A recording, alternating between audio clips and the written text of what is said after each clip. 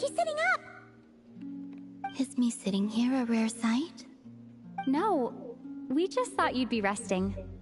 Perhaps I would have been, were it not for the sudden arrival of some unexpected guests. Not that I consider it a disturbance.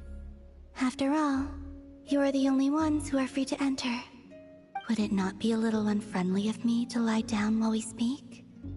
I didn't realize you put so much thought into little things like that.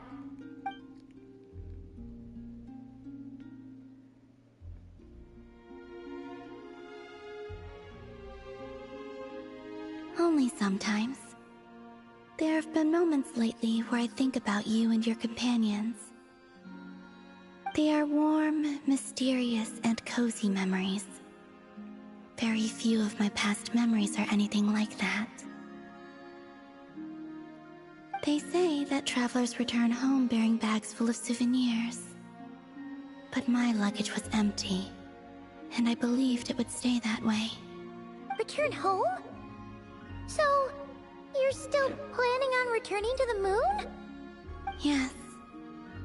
This planet continues to reject me, reminding me that I do not belong here. If I remain in Teyvat, there will come a day that I disintegrate. And I don't mean reduced to dust, or turned into food for the flowers. I mean, I will cease to exist entirely. Alright then. Well, we're sure gonna miss you. But it sounds like we'll have to say goodbye. How do you intend to return? The moon prayer night is soon to arrive. On that day, the moon will be closest to Teyvat. The Kuvaki in this land will reach its peak at that time. I merely need to grasp the tide, and with relatively little effort. Oh, Paimon gets it! It'll work like a slingshot! You make it sound like she's gonna get blasted up to the moon. If I did that, I suspect I would crash into the false sky. I will be using a much gentler approach. But I do like the analogy. It's fun. You see? She gets Paimon's sense of humor. In the blink of an eye, the time has come to part ways. It does feel that way, doesn't it? Time seems to fly fastest when you are enjoying it. I have always thought of myself as a wanderer on this earth, and it has never expressed any desire to keep me here. Yet, just as I plan to depart, it tugs at my arm. Is this a gesture of affection? Or is the world mocking me? Oh. Were you hoping I can answer that? Yes. You are a traveler, so you must have a lot of experience in this area. Then, what I would say is, enjoy the moment. That's right! Don't overthink it! Happiness is happiness and joy is joy! The point is to enjoy it, not analyze it! I see. Then what I would say is, even though I am very tired right now, I am still happy. I can't tell from the tone of your voice. Oh, really? You don't think I sound happy? I'm just kidding. I could tell you were in a good mood today from the moment we saw you. Ah, a joke. Albeit not a funny one. Anyway, I assume you're here about you-know-what. Give me your hand. Actually, it's not that. There's something else we wanted to discuss with you. Oh. Then, do you still want to give me your hand? Or not? Sure.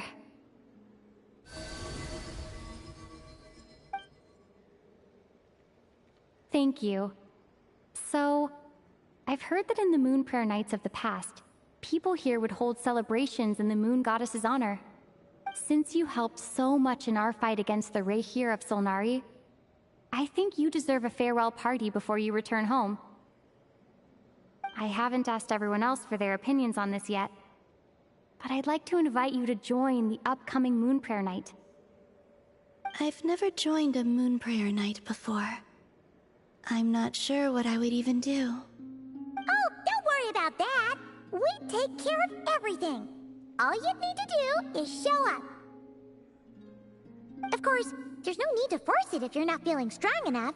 It's just, this kind of felt like a golden opportunity. But they call me Kutar, and the Fatui have an arrest warrant out for me. I shouldn't appear in public right now.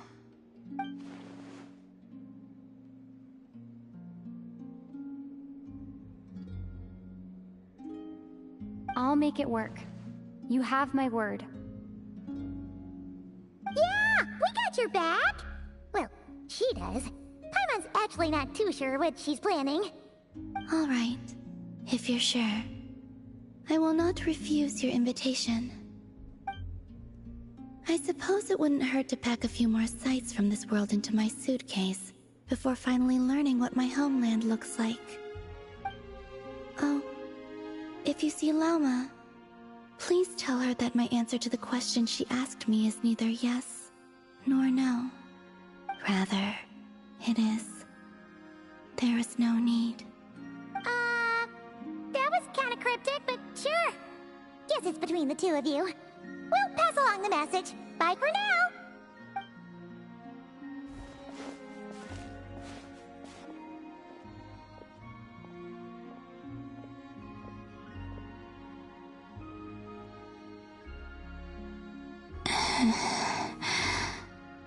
And also, I do not know.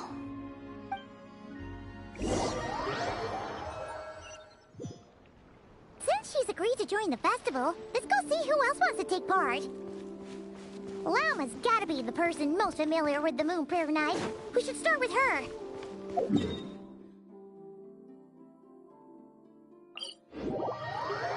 Also, what exactly is your plan to keep her safe? I'm not sure yet. I'll figure something out. What? Are you serious? And Paimon even gave you her vote of confidence back there. When did you become so sneaky?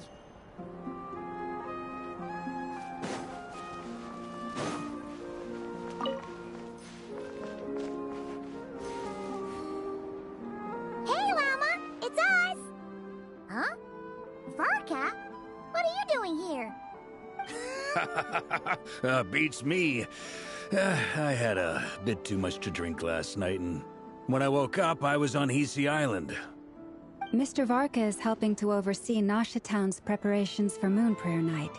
He is here to go over some details regarding the decorations and custom cloth designs. Right, yeah, that too. What do you mean, that too? Yes. Celebrating this festival is a long-held tradition here in Nodcry. On this day, the crescent moon at the top branches of the verdant crest turns into a full moon, and the moon prayer blossoms bloom with a special radiance.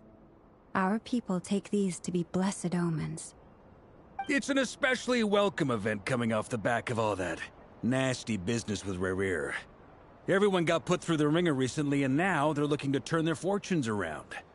The big shots in town all agree that a big, lively celebration is just what we need to rebuild people's faith in this place. No wonder Catherine said that people weren't so bothered about the religious element. That's right. It's become more of a local custom by this point. The celebrations have little to do with whether the religious stories behind this event are true or not. Even the Frost Moon Scions are eagerly awaiting the coming of Moon Prayer Night, despite now knowing that their past beliefs were founded on a falsehood. That's fair. It's a bit like the Lantern Ride in Liyue. It's a chance for people to enjoy themselves, not debate the existence of the Adepti.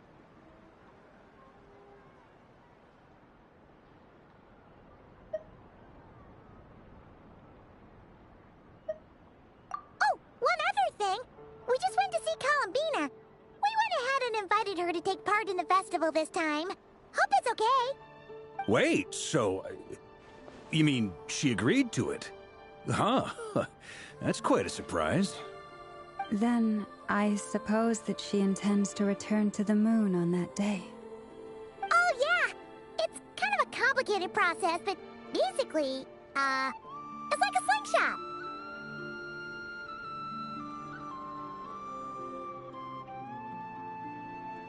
I understand.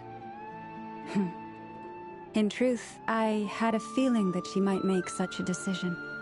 Well, if Kuthar has decided to participate in the festival, we should prepare accordingly. Yeah, exactly. She was saying how it could be risky for her to show her face in public. We were wondering if there was any way we could hide her. Unfortunately, the people who carved the statues did an excellent job of capturing her likeness. It will be very challenging to hide a goddess whose face everyone is so familiar with. Darn! We may have bitten off more than we can chew here. Nah, don't sweat the small stuff. We can handle that. Huh? Are you saying you have a plan? Not as such, no, but the most important thing with a festival is to keep the mood light and your spirits up. You can't go preparing for a festival with those long faces. You'll never convince anyone to enjoy themselves. The Mondstatter spirit is strong with this one. As it happens, I agree with Mr. Varka. Let's start by making our appreciation for Kuthar the beating heart of the festive atmosphere. And who knows? Once we get the ball rolling, perhaps everything will just fall into place. Hey! Did you catch that? Llama said the thing! Or close enough, at least. I'm looking forward to the Moon Prayer Night already. We have a festival in Mondstadt called Windbloom, and you can always tell which couples are celebrating it for their first time by the smiles on their faces. Big, beaming smiles like their whole face is glowing. And I have a feeling we'll get to see that same smile on the Moon Goddess's face at this festival. Not quite the same, surely. Anyway, I'll take care of business in the city, but I'll have to leave the decor up to you and the Frost Moon Scions. No one else can capture that traditional aesthetic quite like you guys. But lastly, there's the final key element that brings the festival to life. Companionship. Before you leave, let me show you something that we've been preparing. Mr. Varka had asked to see it already, so you may as well tag along. Also, I have some further questions about Kuthar's decision.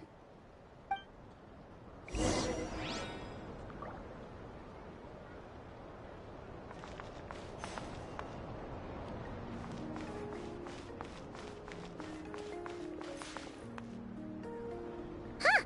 What's this? They sure look like they're having fun. I believe so. Kuhenki seem very skilled at playing drums like these, although I'm not sure where they learned it from. Maybe it's an innate talent? In their eyes, they're probably just playing with toys.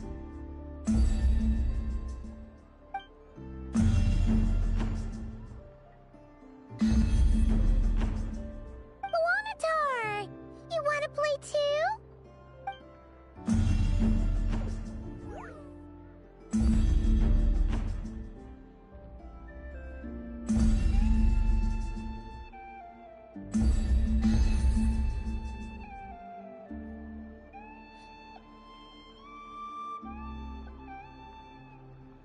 Yeah.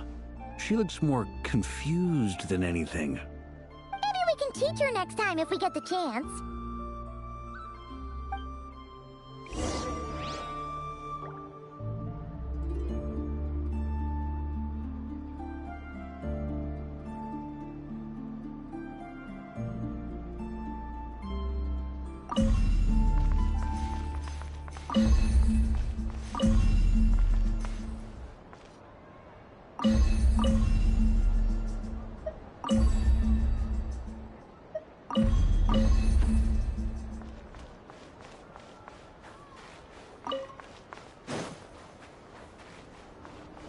What are these floaty things?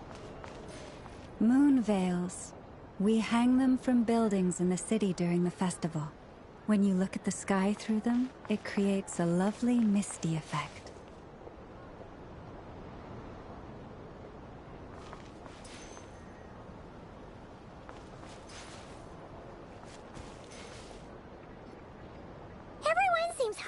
work? They're preparing items for Moon Prayer Night. For instance, the sculpture being made over here. Mr. Varka and I were just finalizing the details of where it will be placed. Ah, there she is. I didn't know the finished article would be so large. Not to worry, though. All the necessary arrangements have been made.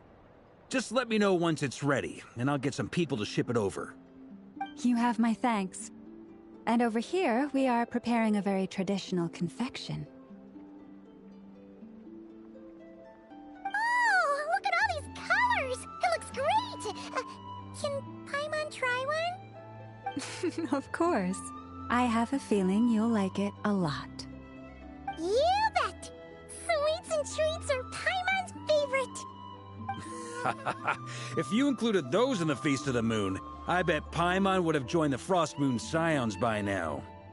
There will also be verdant crests like this present in Nasha Town during the festival. The timing of Moon Prayer Night is not completely set in advance. We make a rough estimate, then observe the changes in the verdant crests and moon prayer blossoms to guide us. As such, the Wade itself is a fun feature of this particular festival.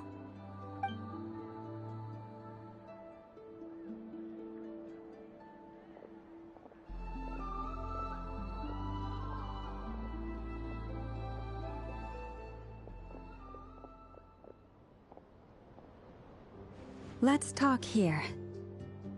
To tell the truth, I am very surprised to hear that Kutar is willing to participate in the festival. I once asked her if she'd be willing to stay with the Frost Moon Scions. I could introduce her to everyone, and we could be a family to one another. She did not answer, but she has not appeared here since. I took this to mean her answer was no, but if that were the case, she would not have accepted this invitation.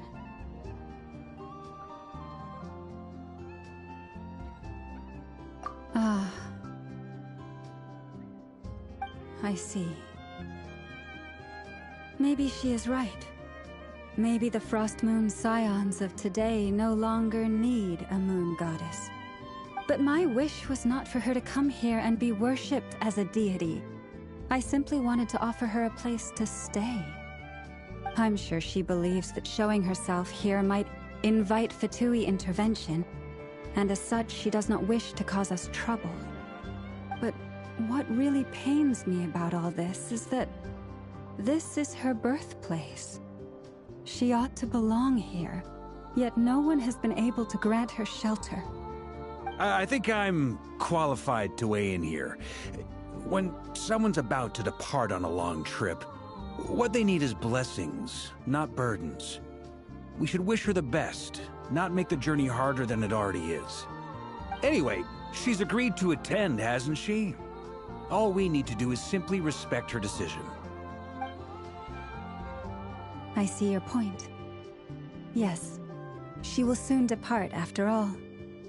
Our job is to leave her with some happy memories. Besides, who's to say her journey to the moon is a one-way trip? It's not like she can't come back and visit if she wants, right? Paimon agrees wholeheartedly. Festivals are all about having fun, so let's keep it simple. All right, I'm gonna head back to Nasha Town soon. Wanna come with? I'm guessing you have some other folks to visit there. Sure thing, let's go! Bye for now, Wilma! Thank you all. Goodbye.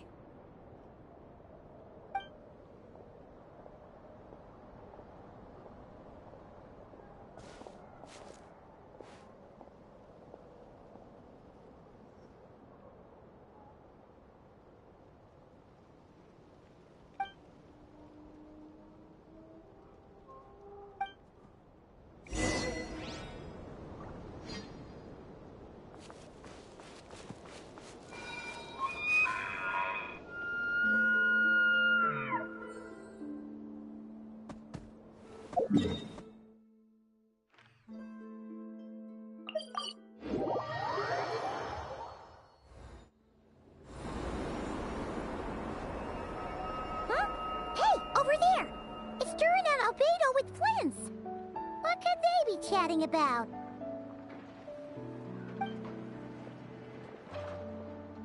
Your guess is as good as mine. Ah, Grand Master, and the Traveler in Paimon. Hello there. It's been a while. Perfect. We have some new volunteers for our investigation. Wait, let me guess. The righteous Lightkeepers are finally ready to hunt down the Abyssal Dragon? Yes, that too. Yeah, right. Oh, wait. Why does everyone keep saying that too? Well, to be precise, the facts match, but not the causality. Wait, so I guessed right? Half right. Don't act so impressed with yourself.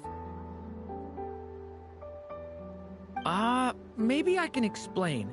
We ran into Mr. Flint's north of Nasha Town. At that time, we just noticed a few abyssal creatures out in the wild, but the strange thing was, I didn't detect any traces of abyssal energy on them at all. On closer inspection, we realized that they were not real monsters, but something akin to reflections in the water, or perhaps a mirage. Huh? What do you mean? Like, you could see them, but not touch them? Exactly. It was very peculiar. They roared and tried to attack us, but we could not make any physical contact with them. I think I've heard of things like that happening in Nodcry before, but I don't know much about it. Yes, it's a known phenomenon. Mirage-like illusions tend to appear in Nodcry in the run-up to Moonprayer Night. From a distance, they appear quite real. I myself thought that Misters Durin and Albedo were locked in battle with abyssal monsters when I first arrived. But after sharing intel and investigating a little further, we can confirm that these illusions are harmless. There is no great cause for concern. All the Mirage stories I've heard are either animals, rocks, or small houses. Abyssal monsters, though? That's a first. It's a first for me, too. So I'm planning to look into it further just to be on the safe side. I intend to inspect a few more locations. What about you two? Any plans? Alice contacted me a few days ago. She'd like me and Durin to assist her with an experiment. But we lost contact shortly after receiving the message. I'm sure that comes as no surprise to anyone familiar with her. We don't know when the wind will blow, yet when the wind blows, we will know. That, in a nutshell, describes how Alice operates. Yeah, that tracks. Okay. Well, I suggest we investigate this Mirage business in the meantime. It's piqued my curiosity, and I'm pretty sure I know someone who will already be 10 steps ahead of us. Well said. Right? Whatever's happening in Nodcry, she always seems to be the first one to know. Let's go see what she knows. We can invite...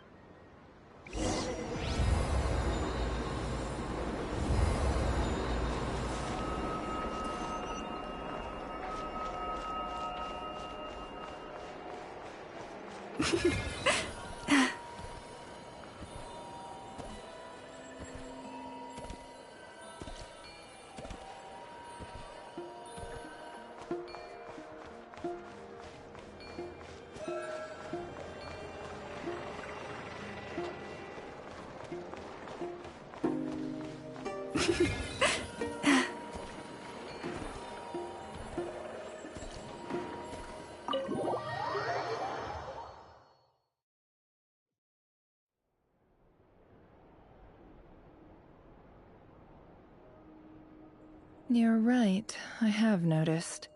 There's certainly something a little fishy about this situation. Only a little, though. Records indicate that this phenomenon can occur in the days before and following Moonprayer Night. That said, it has always been a rare sight in the past. The odds of encountering these phantoms are similar to looking up in the night sky, happening to see a shooting star, and managing to make a wish before it disappears. But this time, Either everyone's getting lucky, or they're appearing far more frequently than usual. Yehoda's out gathering intel as we speak. In the meantime, let me check off some points of interest. First, the Abyss. The ones we saw seem to be abyssal monsters. Indeed.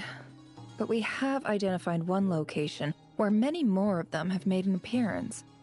And not just monsters, but human phantoms too.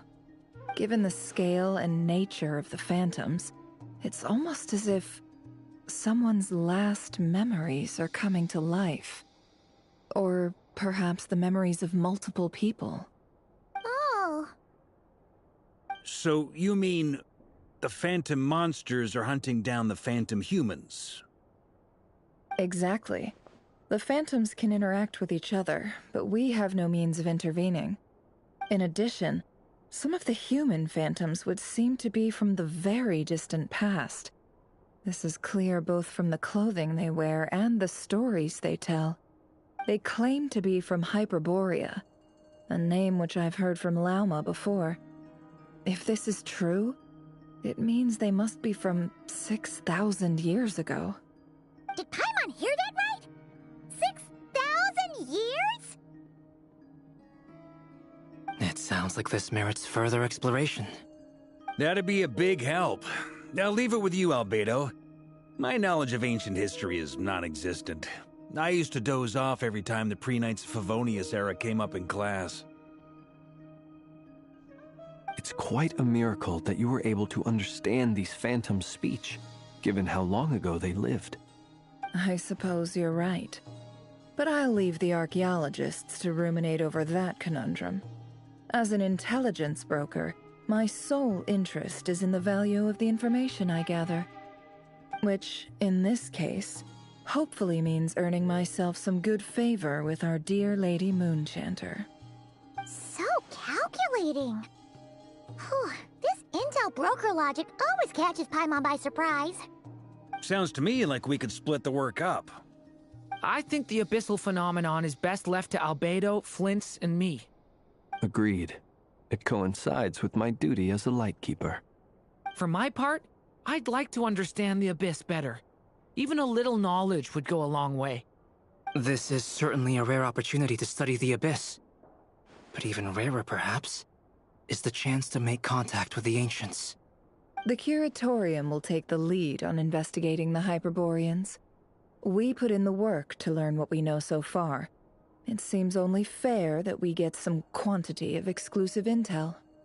That just leaves our trusty team of 2 unassigned. Since you became an honorary knight, of course. This was part of my grand plan all along. Ha ha ha! Oh yeah, by the way, we managed to convince Columbina to come to the Moon Prayer Night celebrations. Would you and Yehoda like to join too? She agreed to that? Huh. Quite an achievement. Never underestimate the traveler, I guess. I'd be happy to join. No point shutting myself inside when the streets are all decked out. I doubt any clients will be visiting during the festival in any case. And Yehoda loves a party, so I'm sure she'll jump at the opportunity. No. No. No. No. No. No. No. No. No. Way to contradict me in front of... Wait. No, that's not what I have bad news, boss. So many people. All right, everyone inside, quick.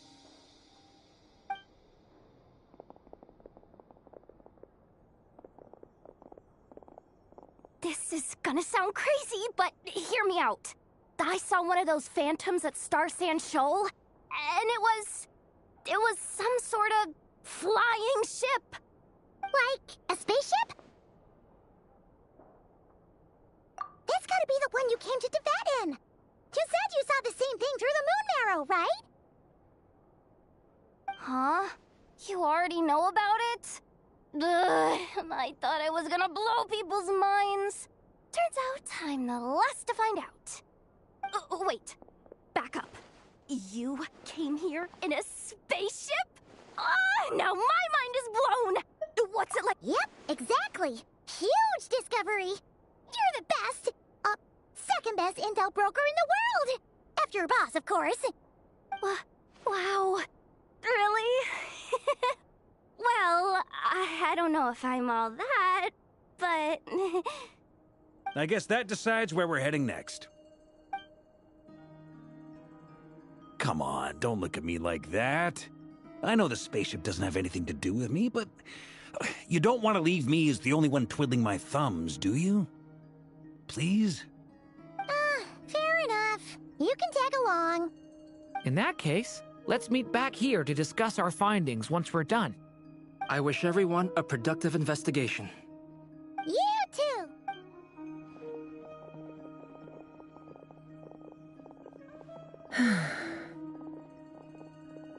What's up, boss? Aren't we gonna head out? Tell me, Yehoda, when did the Curatorium start giving out intel for free? Oh, sorry, boss.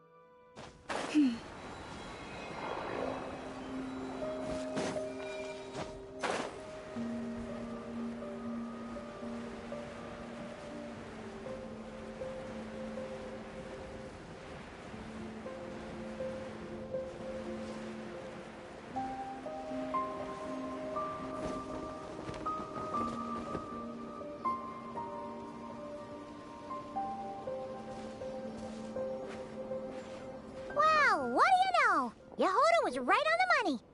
This phantom really is your spaceship. But that's so weird. Why would it show up here? Is it some kind of projection? Or a ghost? Like, maybe it no longer exists. Ah, you're already here. Miss Lauma, what a surprise. I thought you were busy with festival preparations. I was, until one of our people informed me that a strange sight had appeared at Star Sand Shoal. No one's ever seen something quite like this before. I thought I should see it for myself. Same here. Oh, so we heard that these things appear around the festival period. Any idea why that is? Unfortunately not. We have very limited information about them, since they can't be interacted with. And no human phantoms have ever made an appearance before now. The most we've been able to deduce is that these sightings appear to be connected to the increase in Kuvaki energy around the... Yeah, seems like that's all we can do. This is all so confusing. Allow me to lend you a hand.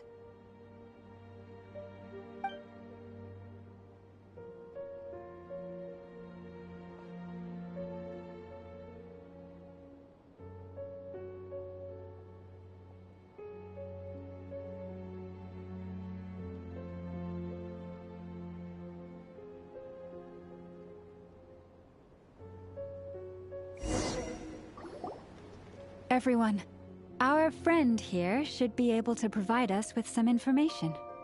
Is that a phantom rhymehorn deer? I've heard about how the Frost Moon Scions live in harmony with the animals and can even communicate with them. That's coming in handy now, for sure. Okay. Yes, I understand. Then how about this?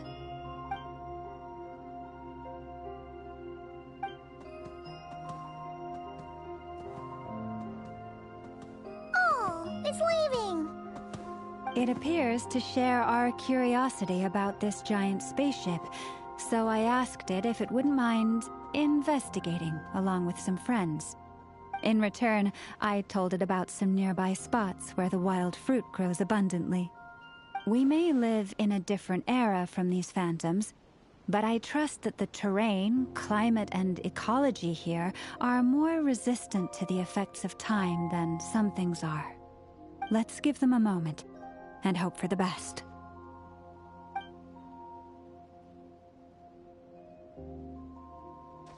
All back together?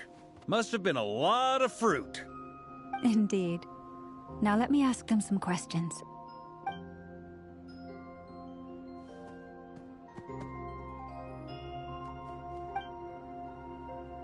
It did find a lot of wild fruit, enough for them to feast for a long while.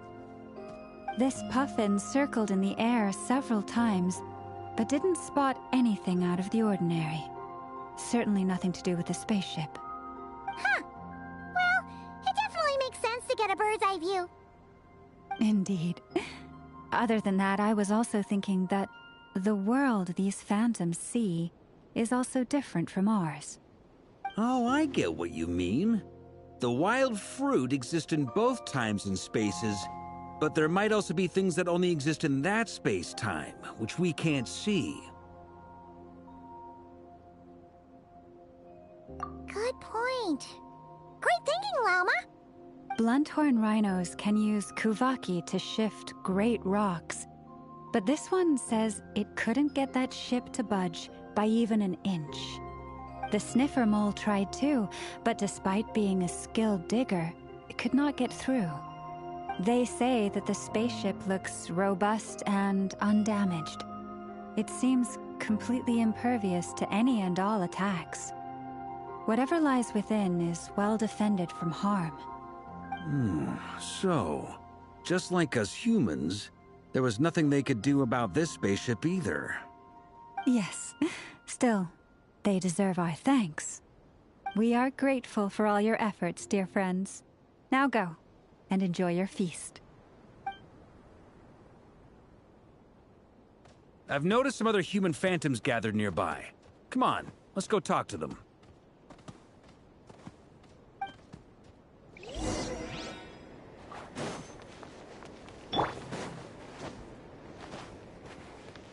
It all adds up.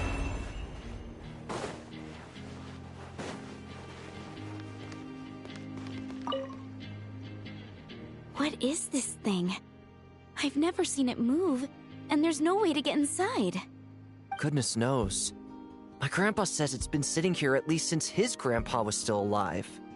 What about his grandpa? Did he say anything to your grandpa's grandpa about it? Huh? I don't know. Guess that means that as far as they're concerned...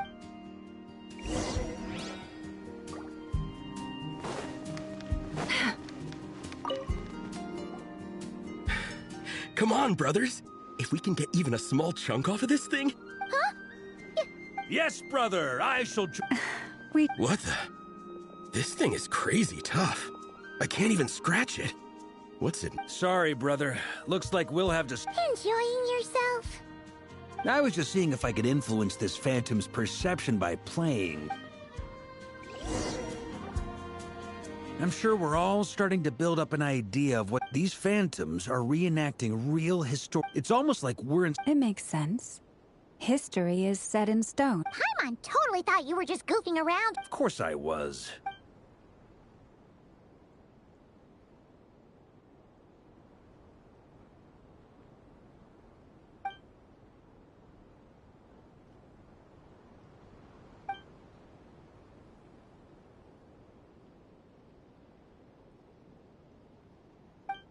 Don't be discouraged. If nothing, and think about it. So many people tried to hack their... To me, that says that we'll either find the ship itself... Huh. I wonder how the others are doing. Let's head back. Sounds good. Also, drinks are... Wait, we have a team name now? Am I in Team Knights of... You're very welcome to join. We've even got a cathedral... Isn't that technically blasphemy? You wouldn't...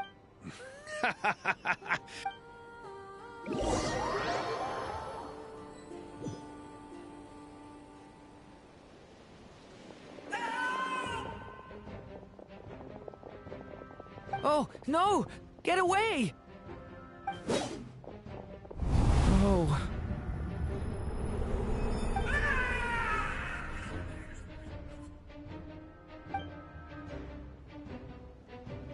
I know it's hard to stomach, Mr. Duran. But as I'm sure you've noticed, there is nothing. But we have to. And try you have. I wasn't keeping count. I'm afraid this is the 39th failure, so there are no indications. You seem to have calmed. I'll make us a fire. You should rest and have some water. Feeling any better now, Mr. Duran? May I... Be my guest. What exactly are we witnessing? My guess would be that we are seeing Conria. That is correct. As you know, once the Abyss senses even the tiniest crack, there was a time in the distant past when it permeated all of Nodcry, causing immeasurable harm. The people... Then 500 years ago, the whole of Tevat suffered an abyssal disaster. Once more... I see. In the face of the abyssal onslaught, all were like grains of sand tossed around the moment you witnessed. All right. I guess that answers my second question, too. I wanted to know why there's nothing I could do to help. That would be my guess as well. As I understand it, history... Yes. I still have a couple... You mentioned more than one abyss. And also, how are you able to stay so calm when you're talking about these events? From everything I know about you, you're not cold or ruthless, and you're not indifferent to the suffering of others. Alas, I am... Wait, so... One is not easily moved by history. I'm sorry. You needn't apologize. Now, at the risk of your curiosity, I only ask because I hear its power. My honest answer, even before I became... My doubts remain... sometimes it is the... I certainly got the sense. It sounds like you've resolved to see the truth for... Absolutely. And that's... Then I wish you well, if everyone's caught their breath, I suppose we should head back.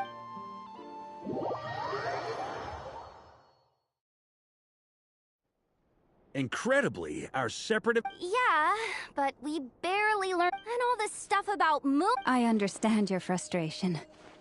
There isn't much... If there's a silver lining, it's that these phantoms are harm... Paimon agrees. And not just because it's the... You look disappointed now. What do you think? We all worked our tails off, but the only one to gain anything from it was... Well, please do share the Hyperborean records with me. I will Oh, duh! Yeah! I'm serious.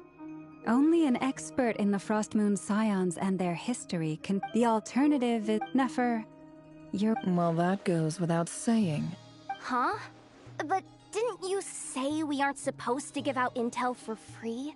Now is not a good time to push... Anyway, back to... You mean a parting gift? Can't go wrong with food. Perhaps a lantern would be a better choice. It could prove difficult to light a lantern on the moon. Magical stones might serve that. What about a clockwork mecha model from Fontaine? I've got a whole bunch. None of these sound like things she would be even remotely interested in. Yeah. Wait, what the... Traveler? They're all looking at you. Great! Haha, problem solved. Now... Then let's leave it there for now. We all have our own business to attend to. Traveler, if you find out what Kutar likes, let us...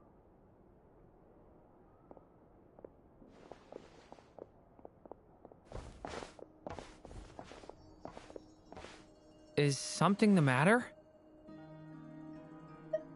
I'm fine.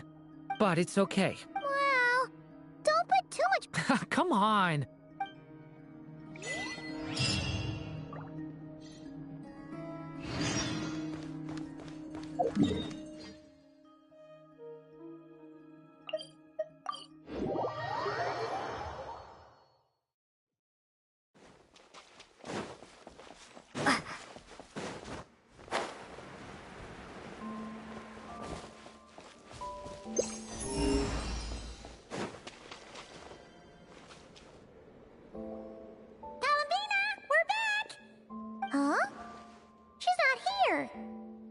Weren't there a few Kuhenki here last time, too?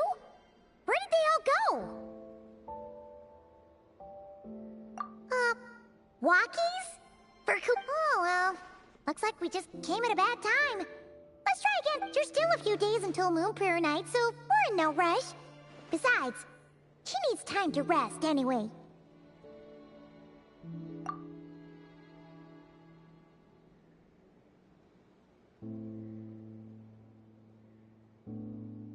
Calamina! Oh, how strange. Looks like she still is, right? It's not like her to spend so much time outside. Especially since she's worried about attracting unwanted... What about Lunatar? Lunatar, you there? Hey! Do you know... Sorry, didn't understand. But if you know where... Yeah, that's even stranger. What about him? Oh, they change color when Columbina gets weaker, right? And they look super pale right now. Good idea. She might know what's happening.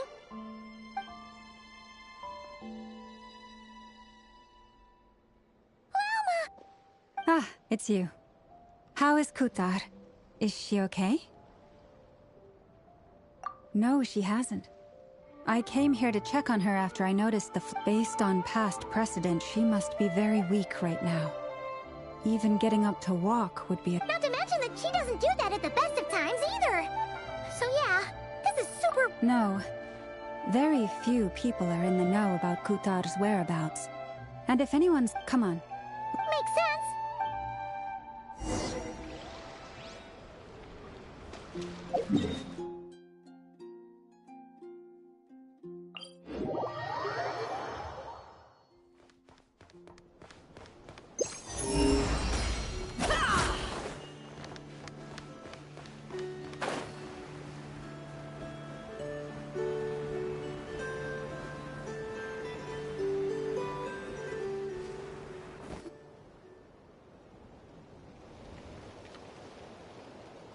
Moment. Is it just Paimon or... No, I don't recognize... Alas, your free and easy adventure time is over. Now... Whoa! Where'd that voice... Not sure, but it's definitely... No, not that way. The final boss is right here. The... sniffer mole? That's the final boss? Surely not. Okay, the jig is up. I'll stop teasing you. Turn around. I'm right behind you. It seems I've managed to leave quite an indelible impression, even though you've never seen my face. Oh, nothing could make a great mage more pleased with herself.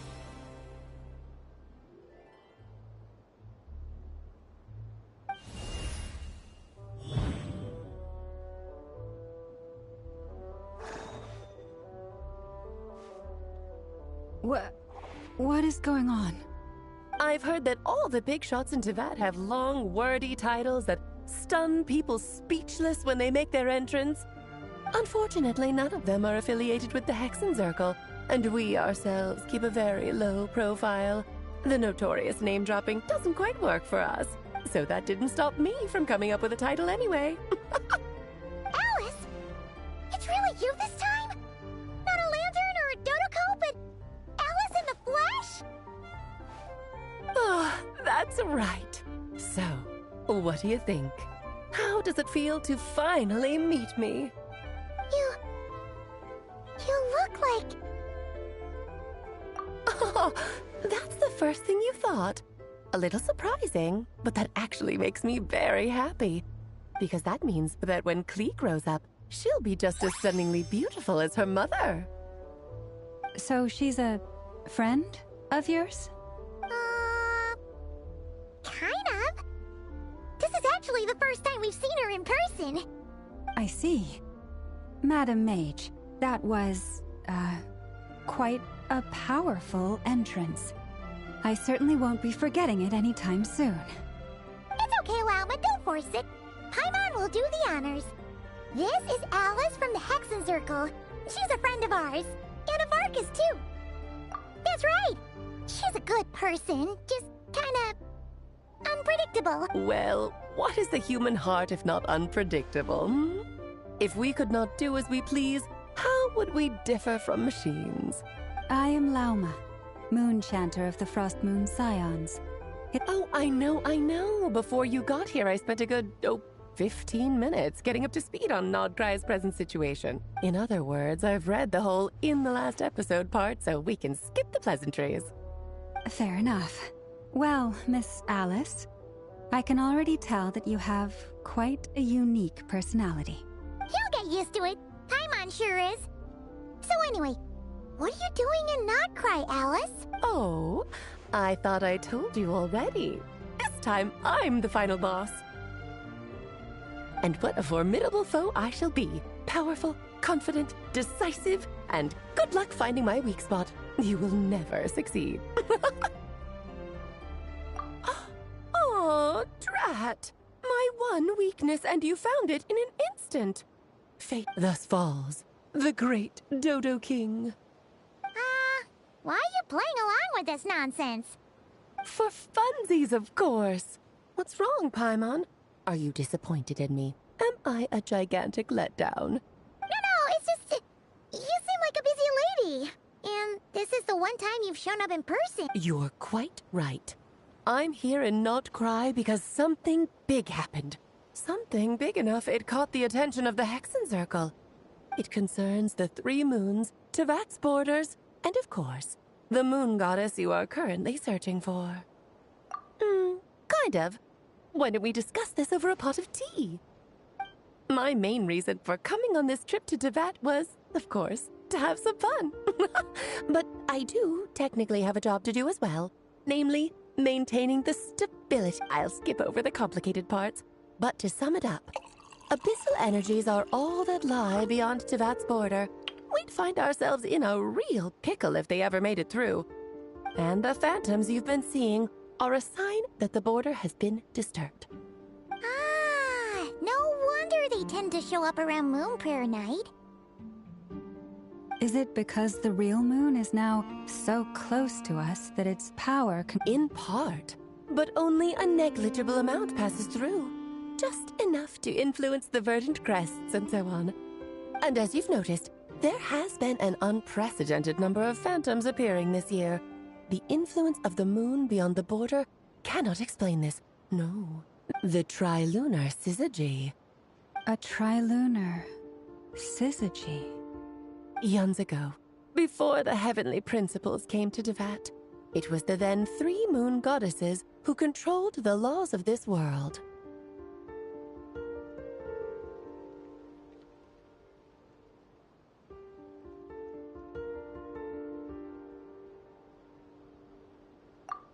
That's exactly it.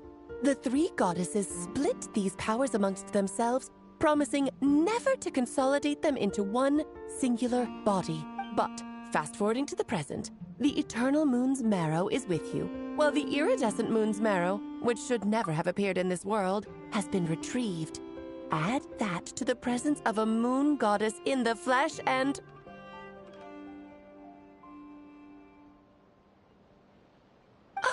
The power of all 3 moons is gathered here in Nodcry.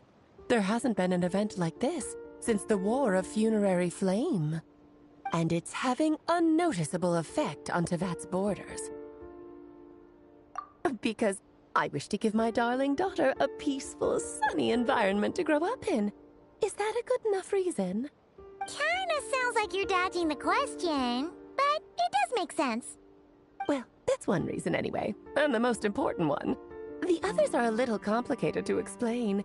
For instance, cleaning up after dearest Miss R. Albedo could tell you more about that if you're curious. But right now, I have a more important question to ask you. Why are you collecting the moon marrows?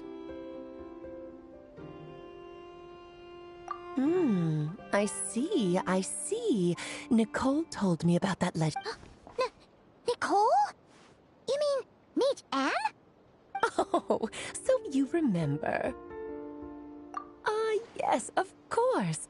That was a story about fate, but back to the story of our dear moon goddess. I'm afraid her intended method of returning to... What does that mean? She may be missing, but she hasn't gone anywhere. She has disappeared.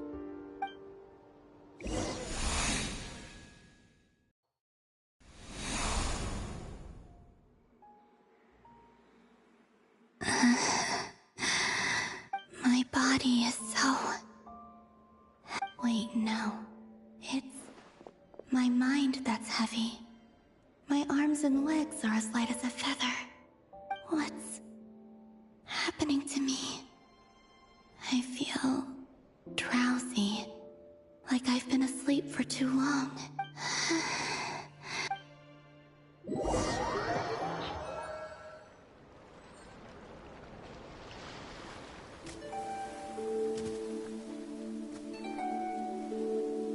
Are you out for a walk too?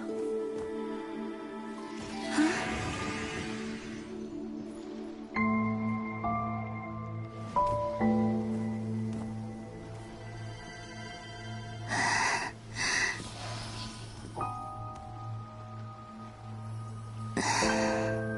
The day has come at last.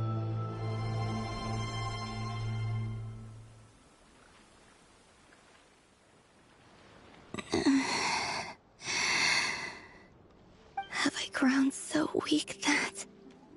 But Moon Prayer Night is nearly here.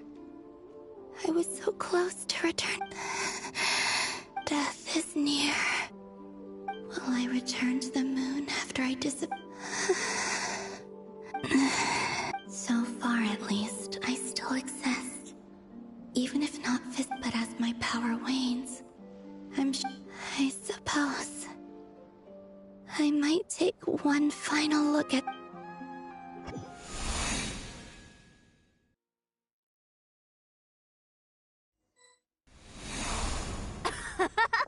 Come on, come on! Wait for me! The Frost Moon Enclave. How much it has changed since I was born. These decorations, they're... It's times like this when you kind of wish... How fascinating. I've never had the chance to be privy to people's private lives in this way. In the past, people would get so solemn and serious Karina, Lametti, it's time to eat! Coming!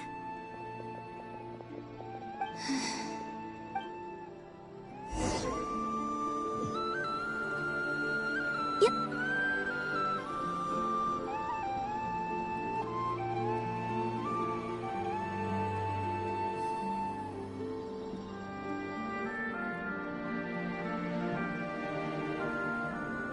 So just fill these balloons with air. Yep. Try a couple now to test things out. The rest can wait till Moon Prayer Night. Think fast. Rita!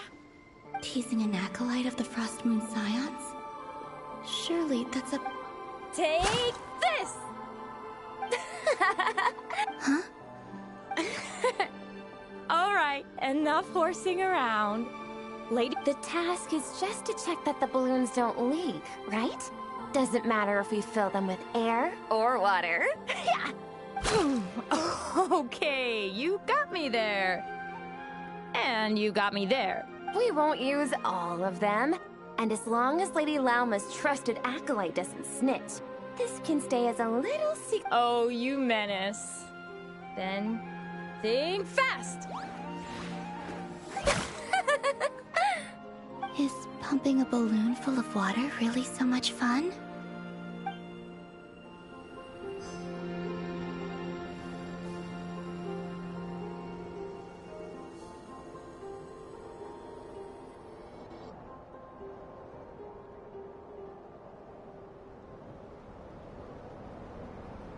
I'm sure you're both tired from playing all day. Come on. A plain, humble meal. That is always... Huh? How come Lametti got a midsummer berry dessert? I always get locked up. I don't mind sharing. Hmm? They're sharing food? I've never shared food with anyone before. Even at the Harbinger Tea, and when I couldn't finish my food offerings from the Frost Moon Scions, they'd leave the leftovers out under the moonlight for the animals to claim. Hey! That was 2 bites! Oh, then Oh, you too. Oh, don't fret now. Here, have some of Granny's too.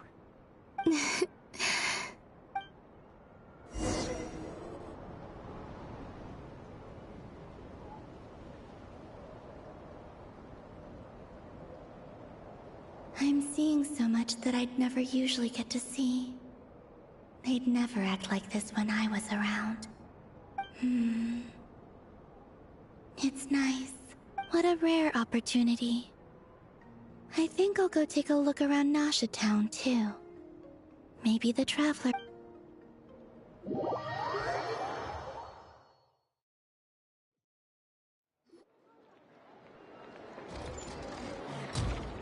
After the War of Funerary Flame, the moon goddesses were no longer recognized by Tevat.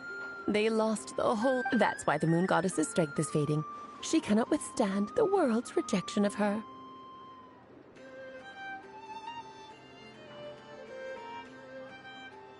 To be more pedantic about it, the moon goddesses did something to offend the heavenly principles, and that's why they were ousted. Something of a recurring, theoretically, speaking so candidly should put me in their crosshairs too, but they can't tell me what to do. I'll say whatever I want. Anywho, the moon marrow energies were but a drop in the bucket for her, and that battle against the Ray Hair of Solnari only Fortunately, it happened close enough to Moon Prayer Night, when the Kuvaki concentration here is high. That's the only reason she managed to survive this long. What do you mean, fortunately? You said she disappeared. We're too late. Oh, what a headache. I thought this was all common knowledge. I guess I have some more explaining to do. Okay, buckle up. It's time for another lecture.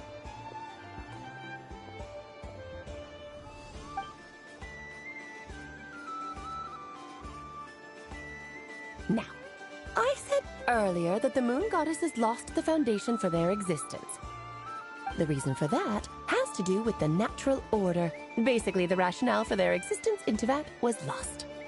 The same logic applies to the present moon, and she was worshipped as Kutar by the Frost Moon Scions. But these connections have now been severed, whether by her hand or yours. So, the rationale that once sustained her existence... Wait, we did... Oh, well, strictly speaking, yes. But let's not start pointing fingers, shall we? I'll only end up as the big bad villain, and that's not the kind of final boss I want to be.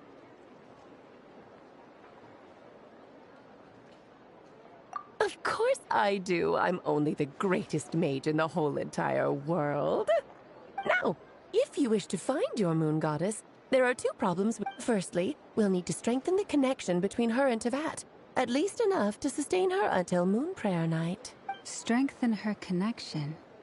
But does that mean I'll have to rally? I'm afraid a bygone faith and a former home won't be of any help to her now. Her name? Yes. Names are very important things. A name is a fundamental concept that anchors one's entire existence. Then your first job is to find it. As a moon goddess, I'm sure she must have a name she identifies. Neither Columbina nor Kutar is her true name, and she's never really accepted it. So, finding out her... Yes, I know it sounds like a small step, but every journey begins. The second problem is with her plan, given her current... But no need to fret. Nicole's the expert in this field, and I'm sure she'll figure some... Wait, Mage N is going to help? That means we've got two... Actually, this is more of a side quest for me. Like you said, I'm a busy lady, so I can't stay for... Anyway, jokes aside, you'd better get moved. Oh, I suppose I might as well tell you where Nicole is before... Off you go now. Time to meet your new friend. Oh, yes, and a little suggestion. Don't forget to... What? I wonder how Durian's doing. You really are super... I most certainly am. There's so many children I have to keep tabs on, just in Mondstadt. Durin, Albedo, Venti, Varka...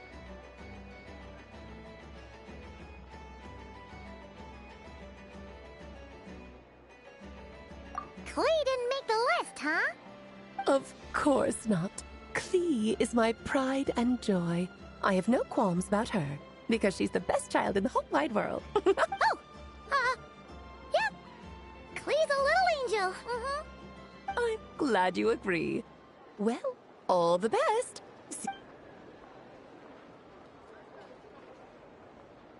She left in a hurry. Yeah. She didn't pack up her stall. Should we handle it for her? I must say, I'm now very curious. That's a long...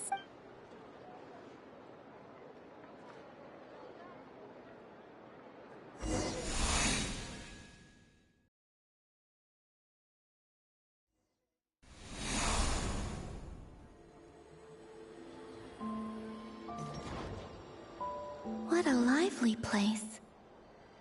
Hey, you old geezer! Your hammer's rusted through! Who are you calling old geese? Are they quarreling? I'm looking right at him! You've really gone downhill since giving your daughter free rein in the workshop. Can you even swing a hammer anymore? It shouldn't take you days, just to... You might as well use that hammer to massage my... Don't run your mouth, or you'll get a back massage that'll put you in bed for the rest of your life. I'll bet you send all the materials to your little princess. All right, you've made your point, Uncle Koski. As soon as the materials arrive, fixing your chair will be the #1 priority. And Dad, if you've got time to chat, why don't you lend me a... See? Lolka knows what the score is. I guess they're friends. But the way they spoke to each other was so ugly. Then again, it wouldn't be the first time I've seen something like... Columbina! Sing outside my door in the middle of the night one more time, and I'll unscrew your vocal cords. You hear? Oh, Zandrone. So that was her way of trying to be friends with me. What a pity. I won't get the chance to say any ugly things in reply.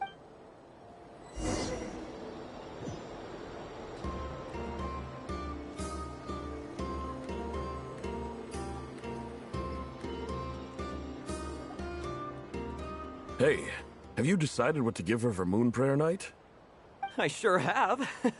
She's gonna get the surprise of her life when she's least expecting it. Then I'll whip out the ring. The surprise of her life. Cool, I get the picture. You can spare me the gushy details.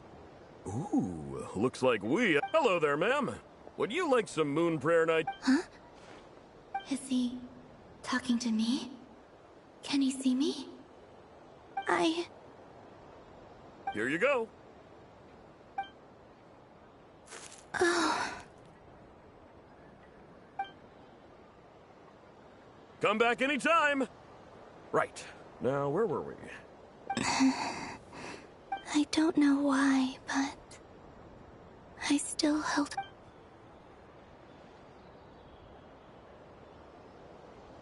The most important thing right now is to find that mage. This name thing seems super important too, but where do we even start looking? I'd better go pay the Fatui a visit.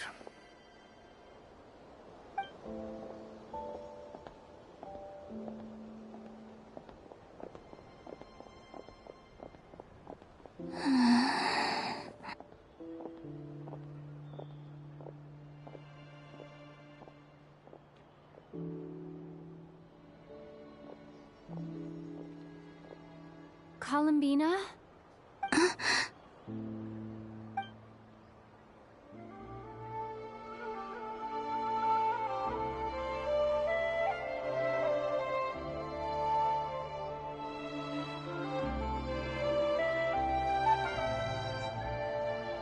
Traveler? Let's go! This is no time to be spacing out!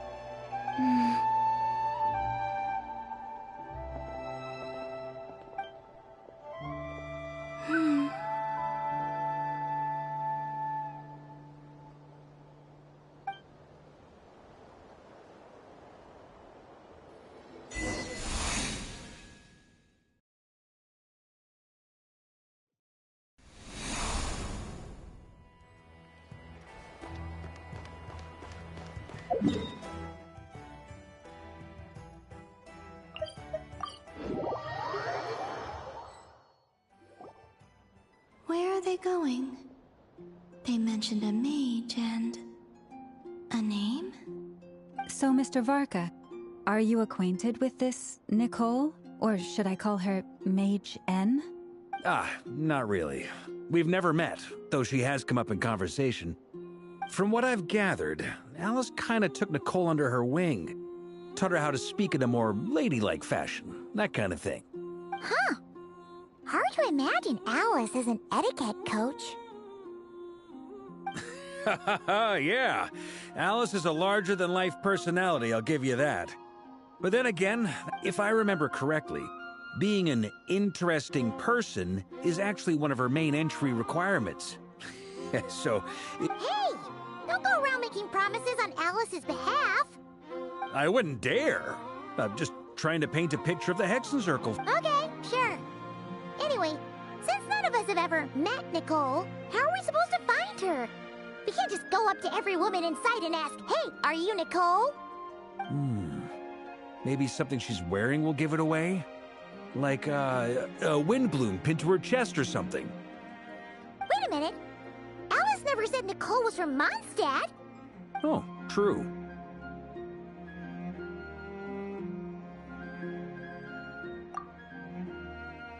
That would be... this young lady, then?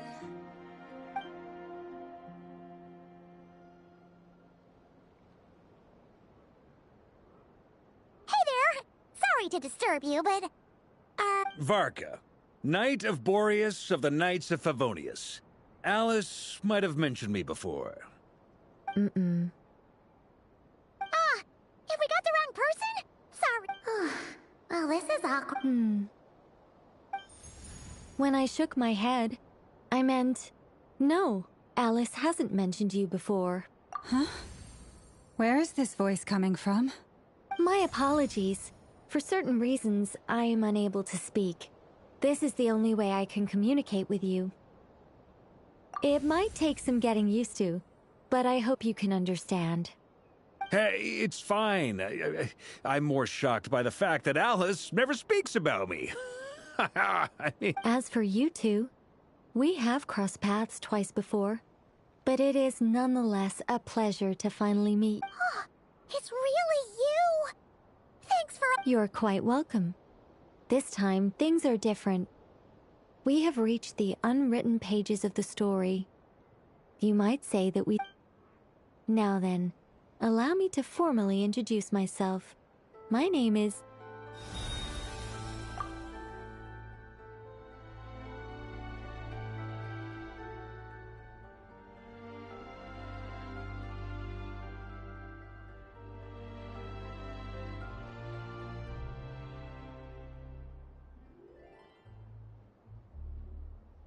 No, stop!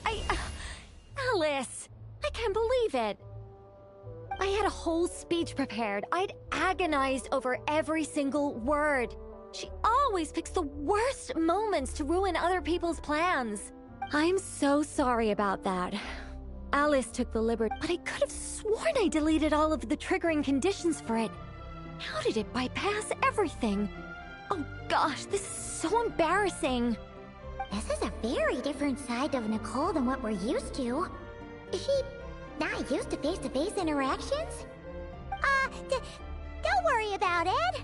We've seen that introduction magic once already, so it wasn't too much of a shock. Please go on, Miss Nicole. We'd love to hear what you have to say, or... well, communicate. Huh? Are they talking to this lady? But... Will you all promise to forget that horrendously embarrassing introduction?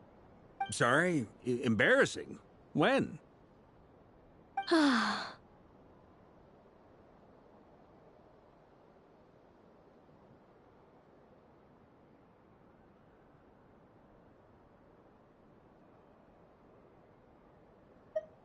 Yes, my name is Nicole, and I am one of a very few angels who have retained both the Traveler and Paimon should be no strangers to this concept.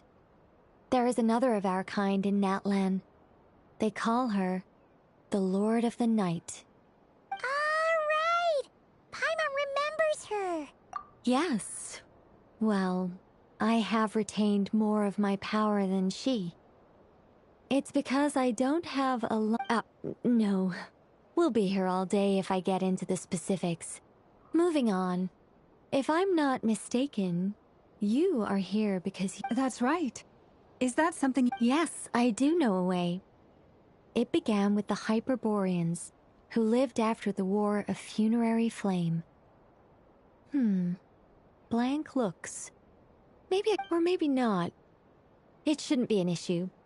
I'll fill in the gaps for you when we have more time. Anyway, after that war ended, the three moons retreated to beyond the false sky. The Hyperboreans were humans I once aided. They accepted the civilization and creations bestowed upon them by the angels. But despite accepting many blessings of the angels, many among them still held on to their faith in the moons. They were reluctant to accept the new order, even after the War of Funerary Flame. They sought to contact the moon goddesses beyond the sky, but all three had passed away by that point. This mage has a unique method of communicating. Is she talking about the moons? Yes, but they did not know. And so, still they prayed for the moon goddess's mercy. After building titanic structures that consumed vast amounts of Kuvaki, at last they glimpsed the moons and heard their voices. But of course, they were gravely disappointed, for it was then that they realized the three moon goddesses were dead. Oh, It is. Humanity was in a very sorry state at that time. The angels who had once aided them were gone, and the War of Funerary Flames had left them homeless and destitute. Just a second, I gotta ask. How relevant is all this history to the task at hand?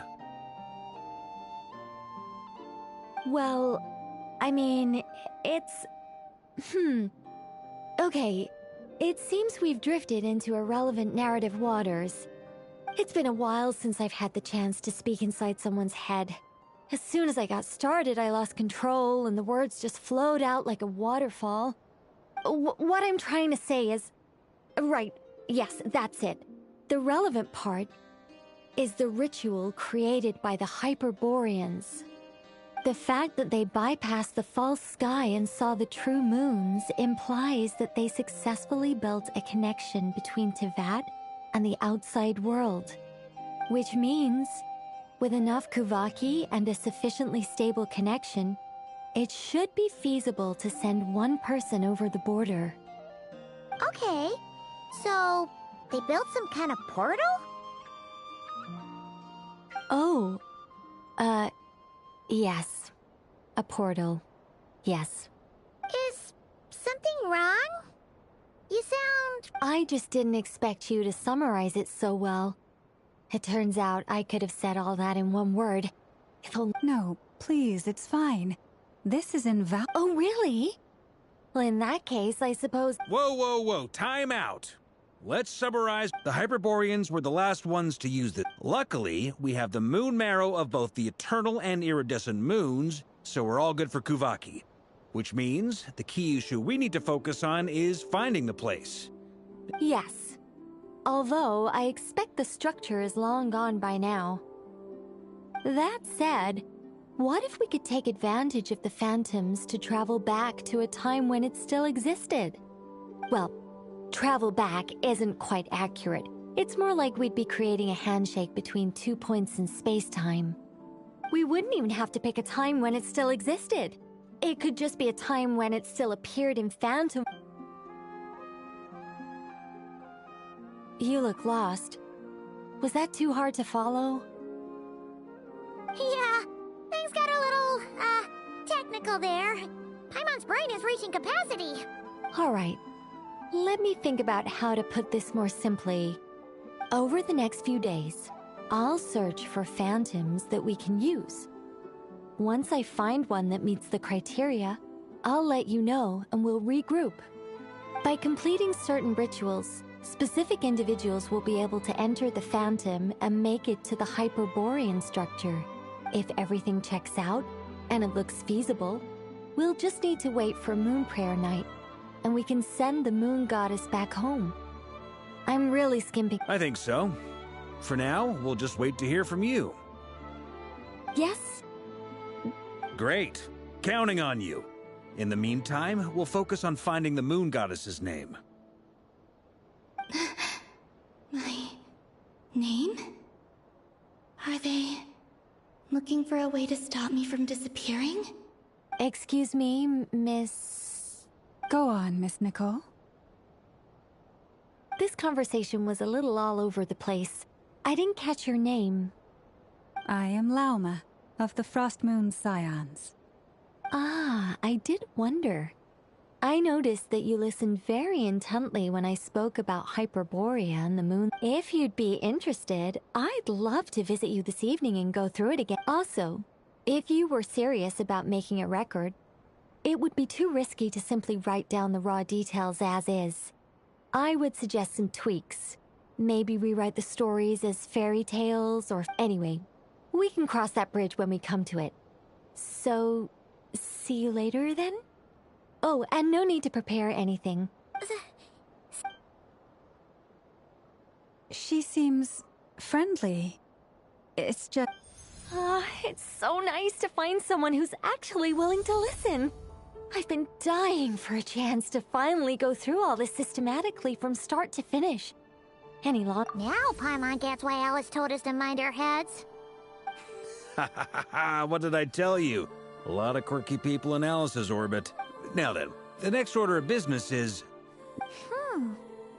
Maybe the rest of what... Once I've heard her out, I'll summarize the same. I'm also in... But many of the more factually accurate... Sounds like we're gonna follow Columbina's journey through Tibet. In that case, we'll start by heading to the Frost Moon Enclave. Sounds like a plan. Take this with you.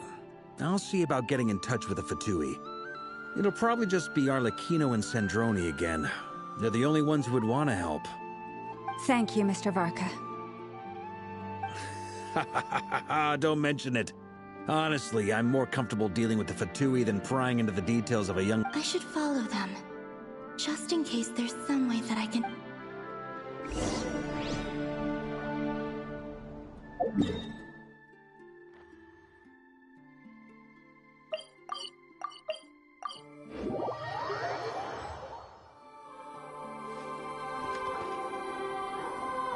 A while ago, I took the time to organize all documents in our possession that You're saying there's unreliable? Yes.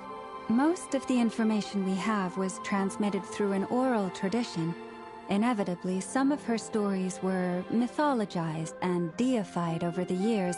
There's no sense seeking answers in history unless we can ensure the veracity. Makes sense.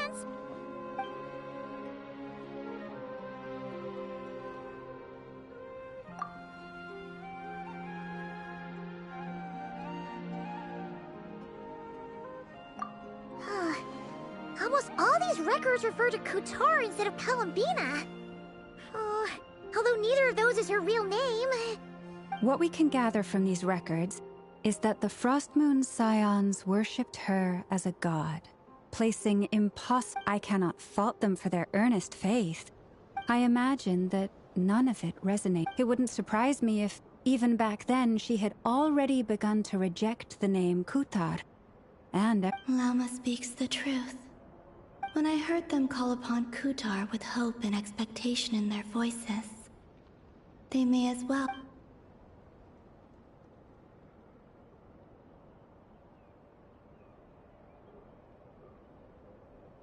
Well, that's a bit complicated. I looked at the level of detail, perceived, and how realistic their portrayal of Kutar seemed to be. Amongst the Frost Moon Scions of today, only I know of her existence, and I alone have spoken to her face to face. As such, I know that there are certain things she simply would never do. That being said, I have sensed some changes in her lately. Changes? Me? Seems like this is getting us nowhere. For what it's worth, why don't we check the unreliable... Sure.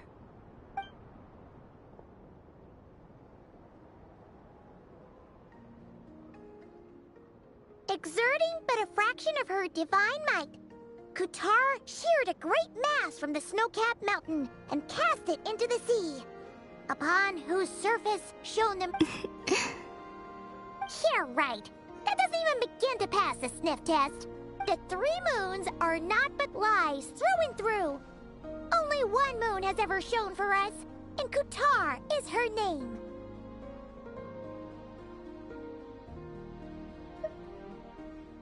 The vast majority of ancient texts are filled with fanciful tales like these. I trust you understand my criteria a little better now. Kutar did not speak, merely gazing into the distance in silence.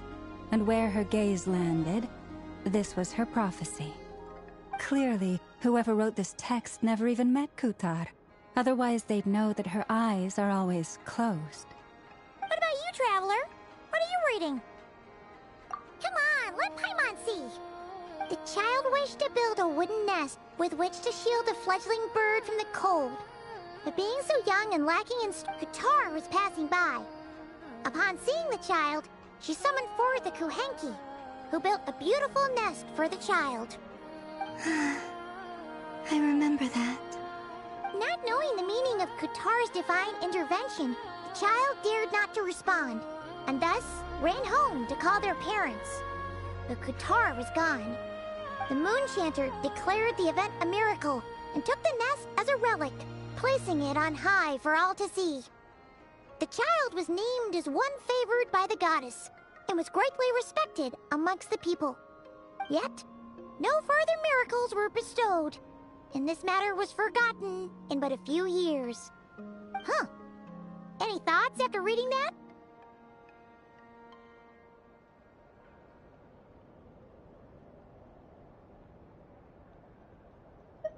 Yeah.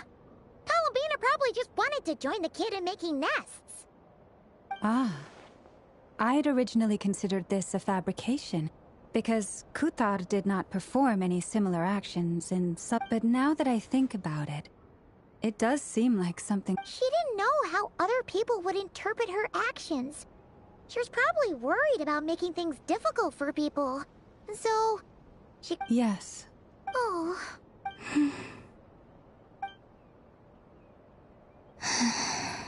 And now, I can make no such gestures of warmth.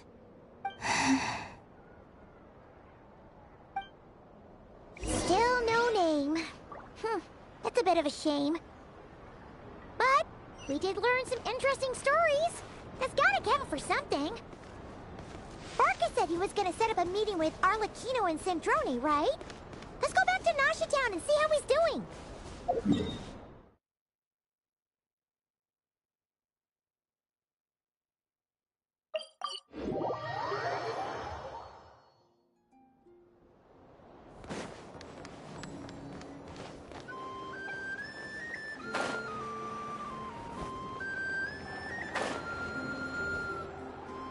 Let's see. There's Varka. Oh, and it's Durin and Albedo too.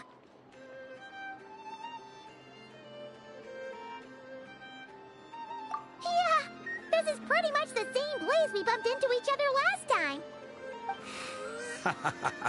I convinced them to stick around a little longer.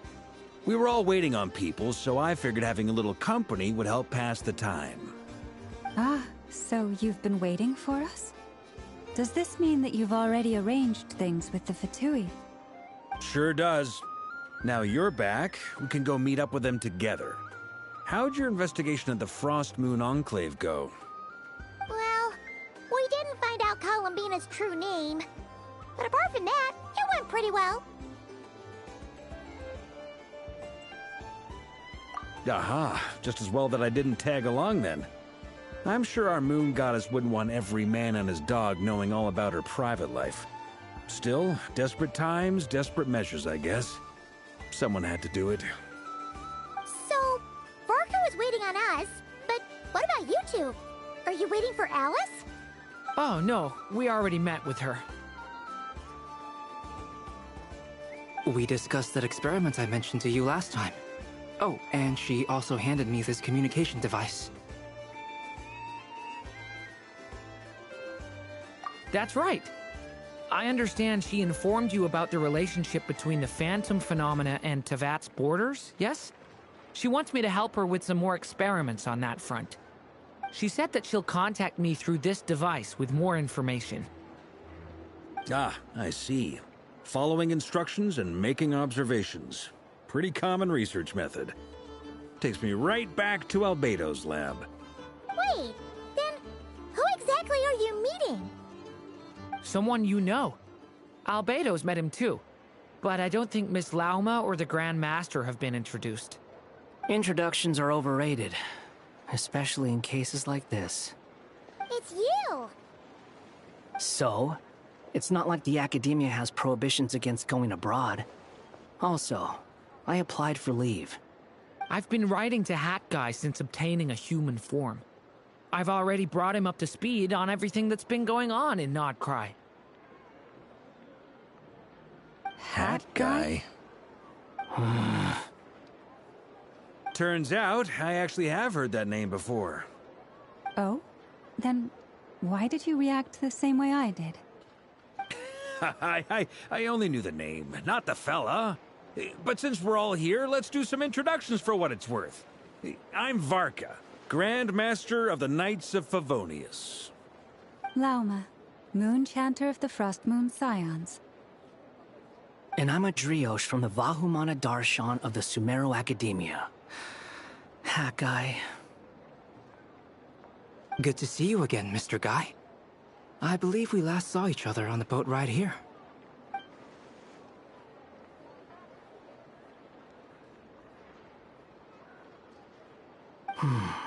Mind you, the only reason I came here is because there's someone I want to look into. Who's that? The Doctor, also known as Dottore, second of the Fatui Harbingers.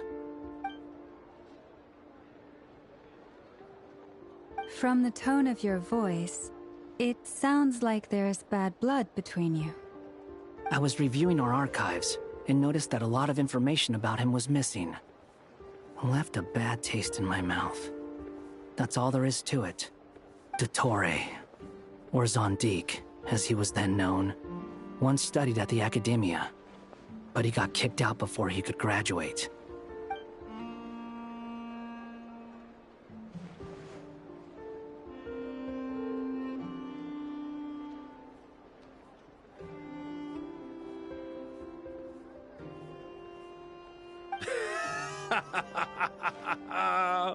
So the Harbinger's #2 man is a college dropout? How embarrassing for them. Last we heard, he was planning something. We actually heard that a few times before, even coming to Nodcry, but we haven't seen a trace of him since we got here. He only appears when something interests him. For all we know, he might have left already. But the fact he did something here at all is worth noting. It'll fill a couple extra lines in his file. Why does it sound less like a file you're writing and more like a criminal record? Anyway, we were just about to meet 2 of the other Harbingers. Want to come along? You might learn a thing or two about him there. Sure. Even though they're Harbingers, well, they're old acquaintances of ours, so, you know, when you talk to them, try to be... I got it. The Frost Moon Scions' relations with the Fatui remain tense. Forgive me if I do not attend. In that case, we'll continue assisting Miss Alice with her experiments.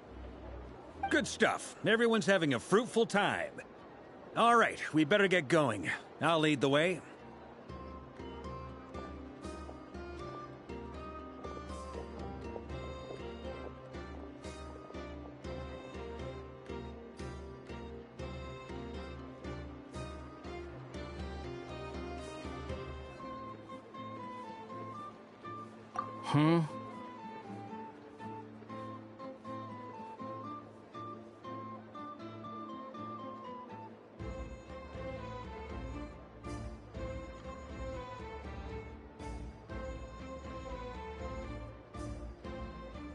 Well, yeah, that's obviously part of it.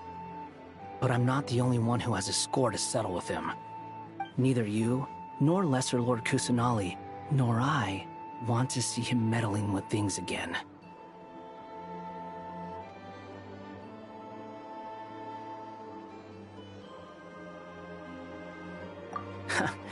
What's the hurry? Don't worry. Pigeons always know which way home is.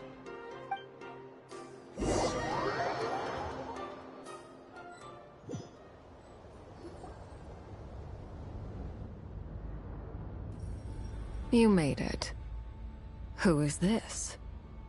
A scholar from Sumeru. They call him Hat Guy. He's an old friend of the Travelers. Wait, this is the academia representative you wrote about? He doesn't exactly look the part. I believe this will prove my identity. You'll notice it bears the seal of the Sanctuary of Surasthana. Well, what do you know? So it does. All right then. My mistake. It's fine. I expected as much. What? So as I mentioned in my letter, the Academia's got its eyes on Dottore. But this matter remains top secret. Apart from those assisting in the investigation, the fewer people who know, the better. If anyone asks, I'm here in Nodcry to pursue my personal academic interests. Gotta say, Varka, you did pretty well to keep all this under wraps for so long. Sounds like you got in touch with the Academia about this way back. you flatter me.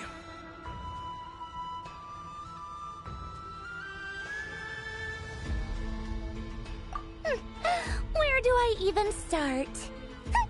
Remember that time we fought Rerir at Star Sand Shoal? He sure let me have it then, didn't he?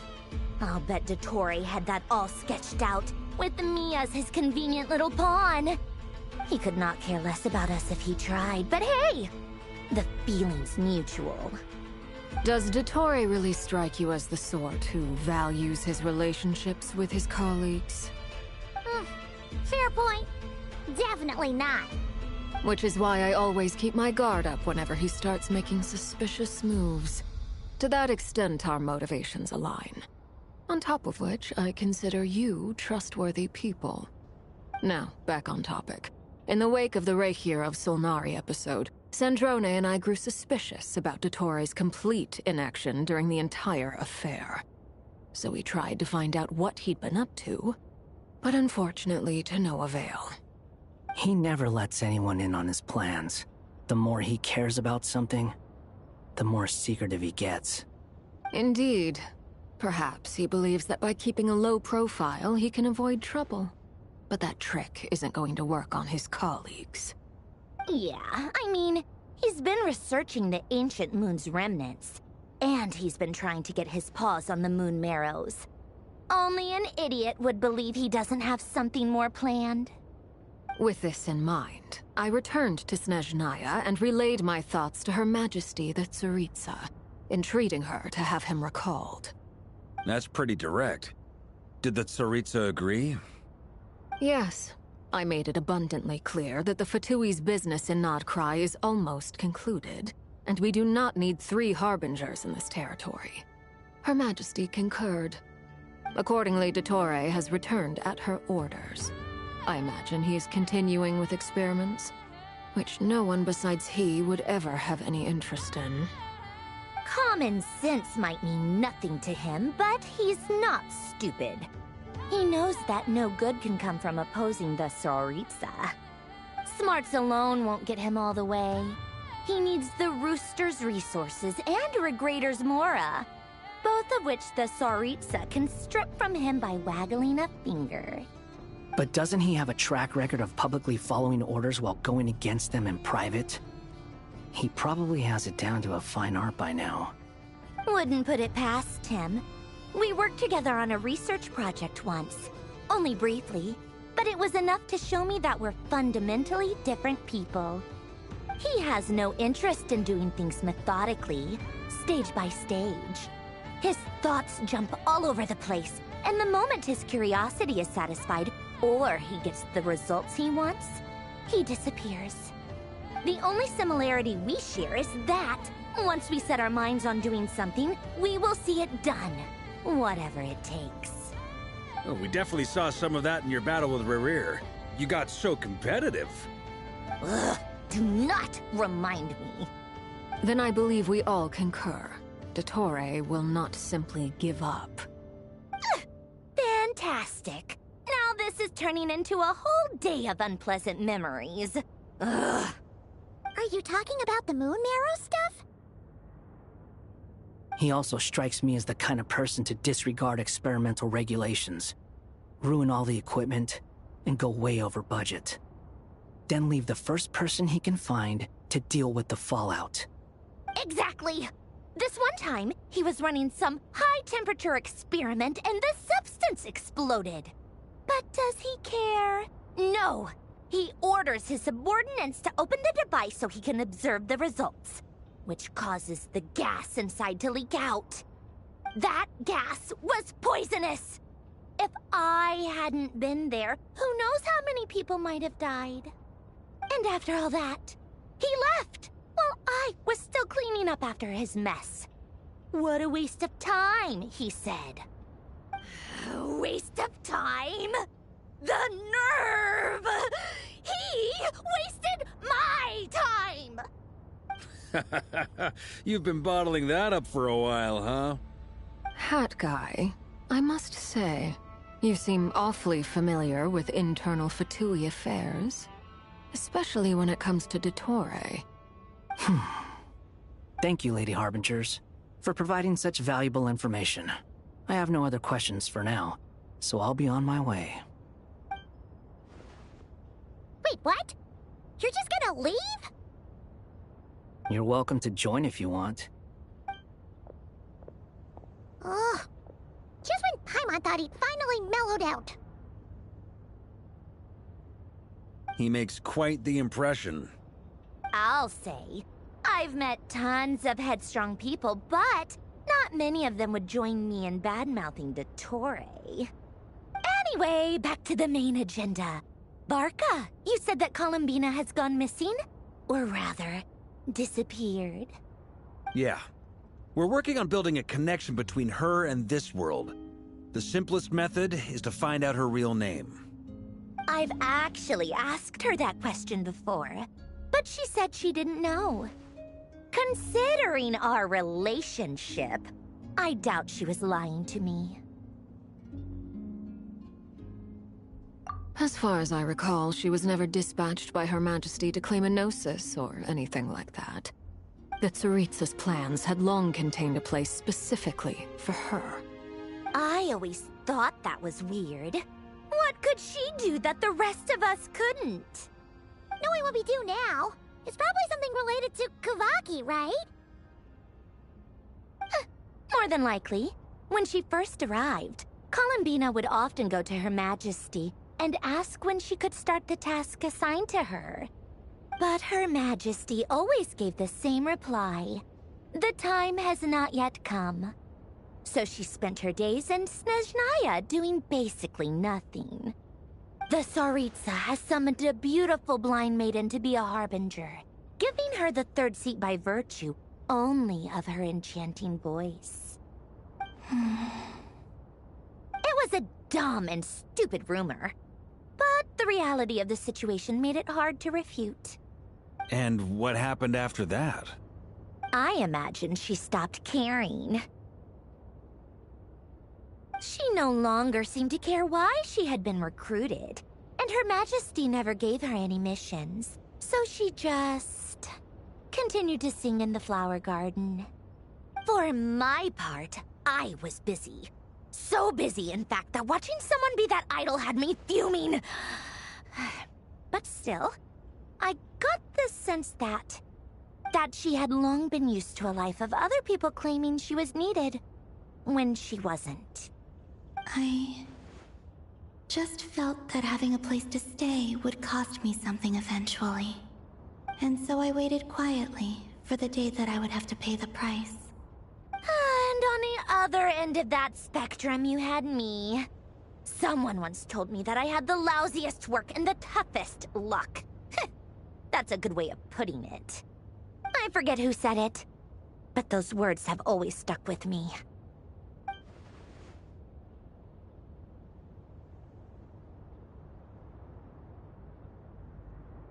But you've done your job exceptionally well all this time. Because at heart, you are a conscientious person. What is it? something come to mind?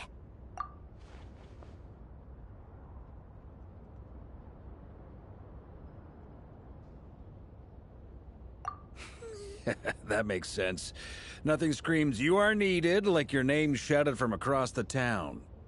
Well, good luck with it.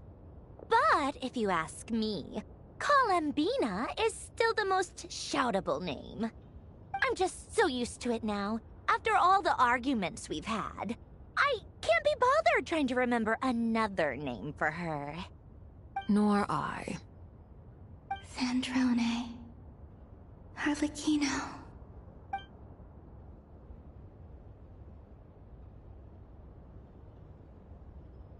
Huh! It's a Sealy! Does that mean Nicole has news for us? Ladies, I thank you for your hospitality. If the chance ever comes up, I definitely owe you both a drink sometime. I'm sure it will. You can make your own way out. Heck, you've been here enough times, you probably know your way around better than I do. Okay! Time to do what adventurers do best. Follow that Sealy!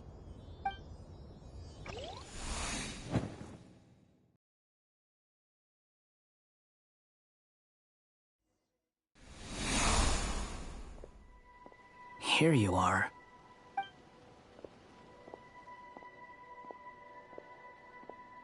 Oh, hat guy. How come you're back so soon? Did things go all right with the... Fine. Dotori's been summoned home by the Tsaritsa. Couldn't get much more than that. How about you?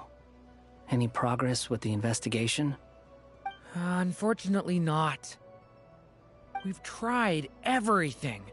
Different phantoms, different locations, different points in history. But the results were the same each time. Abyssal monsters roaming the land. People crying out in despair, with no hope of being rescued. Every time I see it, I can't help but think, is this what it was like in Mondstadt when Dragonspine Durin attacked? And if I fail in the task I've been given, will I create yet another tragedy? That's just meaningless speculation. When we encountered similar phenomena previously, I tried to interfere with those illusions, using sounds and lights to guide them. However, we could not change their fates. At most, we were able to extend their existences. The events of the past are like fate that has been written into Irminsul. There isn't a living thing in Teyvat that can escape its past. But Miss Alice instructed us to try to find ways to change the outcome that these phantoms face. It's an impossible task. Can't you just refuse? Since she asked us to do this, I feel like it can't truly be impossible. Or if it is, well, mages can make the impossible possible. I could not have been born as Durin otherwise. But you also said that your past 39 attempts were fruitless. That's true. But you're still going. Yes. After this many futile attempts, surely you realize that you're not doing this because you still believe what some mage told you. It's because you want her hypothesis to come true. So, think for yourself about what you want to do. As long as you don't believe it's futile, it isn't. Yeah.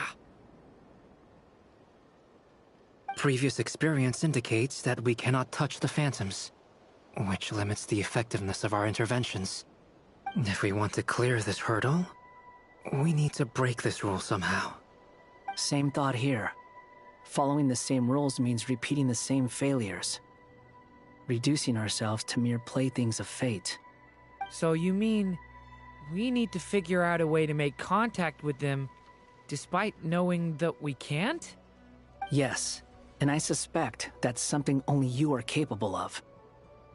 Everything in Teyvat is logged in Irminsul, but the withering that once occurred in Sumeru was a sign that the Great World Tree was being corrupted. This corruption allowed things that should not have existed in Teyvat to appear. This is tantamount to rewriting reality to an extent. You're saying abyssal power might be able to affect those phantoms? No one's ever tried it before. If you're gonna try it, it'll take courage. And you have to be confident that you can control it. Is anyone there? Has anyone seen my daughter? She's missing. I have to find her. I hear someone inside. Spargana? Are you in there? Ah! If I can use my abyssal powers to warn him that there is danger here, maybe it'll change his decision. Maybe he'll stay away. Yes. The important thing is not the nature of the power, but rather how you use it. To intimidate and obstruct. Sounds about right for the Abyss. Let me try. I should be able to influence that thing. Have you seen a little girl? What? This isn't the time for that! Just run!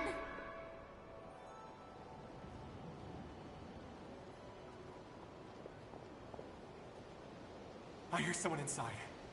Spargana? Are you in there?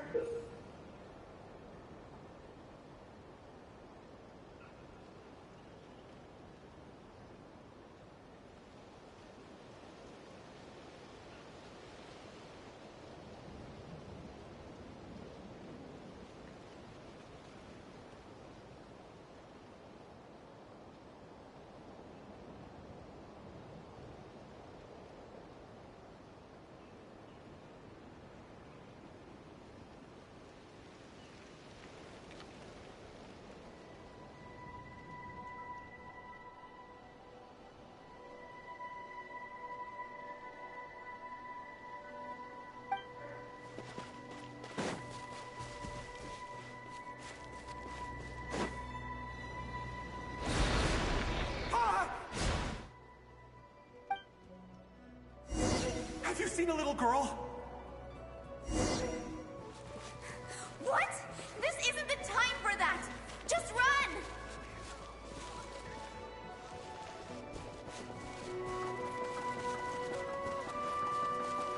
I hear someone inside. Spargana? Are you in there?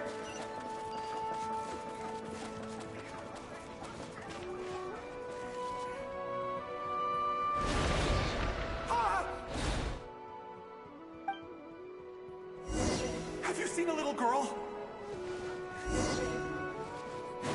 What? This isn't the time for that! Just run!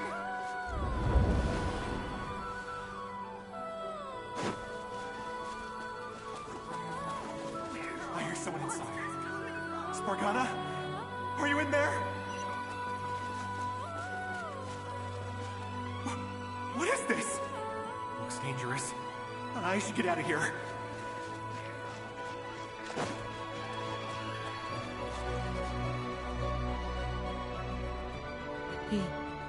He really left. Don't celebrate too soon. Follow him. See what he does next. Monsters approaching from the front. You need to stop them and create an opportunity for him to hide.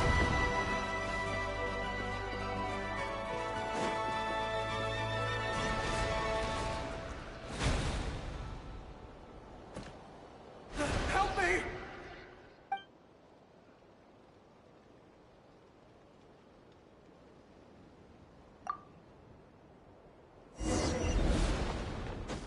Monsters approaching from the front. You need to stop them and create an opportunity for him to hide.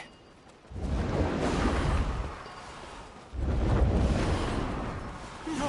There's monsters ahead!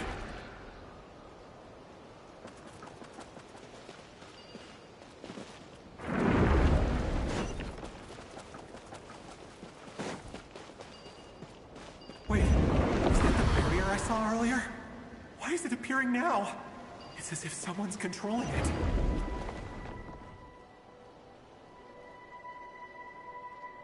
The monsters are gone. Is it safe now?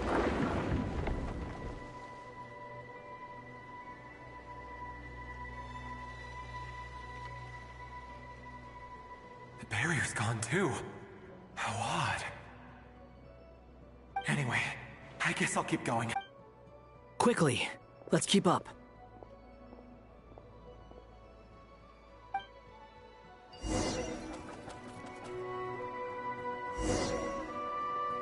Wait, there was someone else here? Don't go any further. We've got anti-monster traps laid out everywhere. But my daughter must just be up ahead. I have to go. This way's blocked.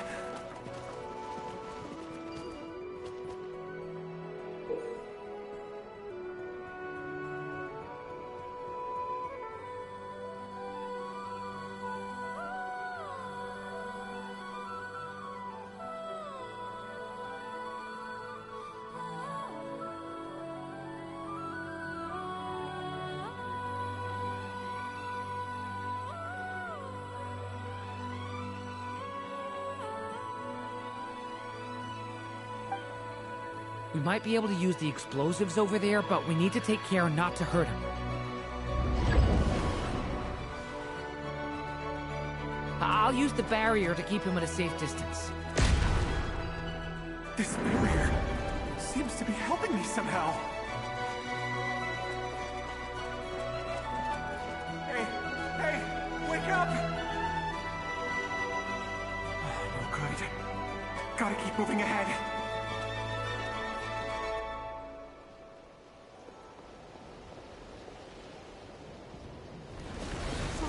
Many monsters! There's still a chance, Durin. Use the traps.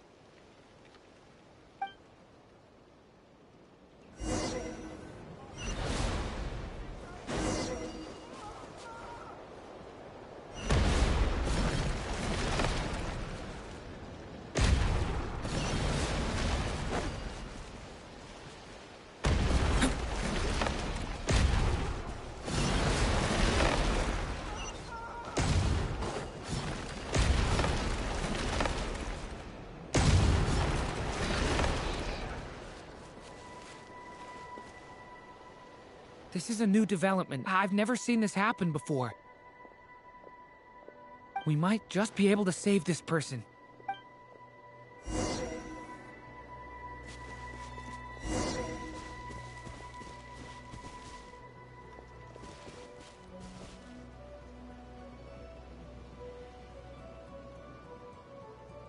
Hello there.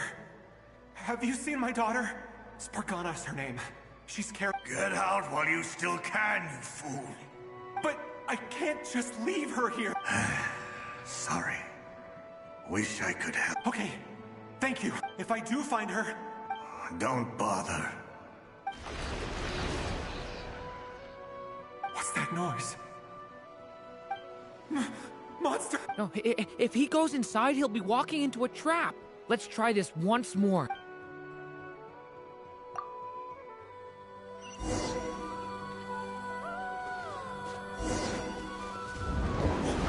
Why? How will I know where Spargana's gone like this? You know what? I'll trust this strange barrier. It's gotten me this far after all.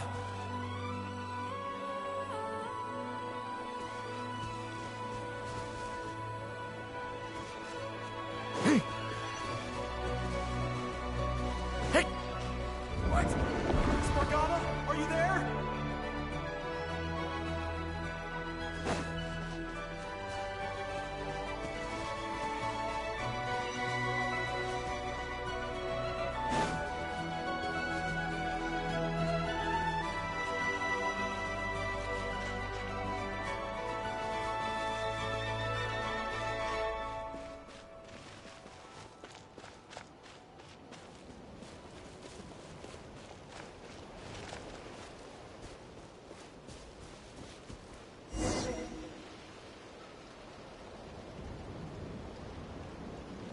Huh?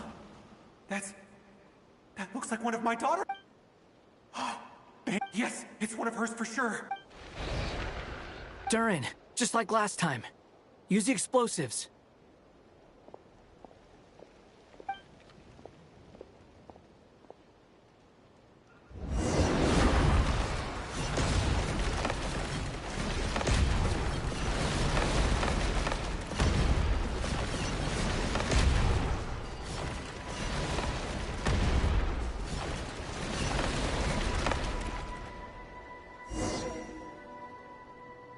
It won't work. There's not enough left. If he makes it in, he'll die. But then, this clue could be... It might not be the only one. Better he misses that clue than loses his life. I guess so.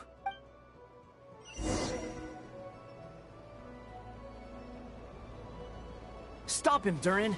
We can't let him get any further in. That's my daughter's book! She's passed this way! Why? Why won't you let me go in? I've searched and searched and searched just for this! But how will I find her without any clues?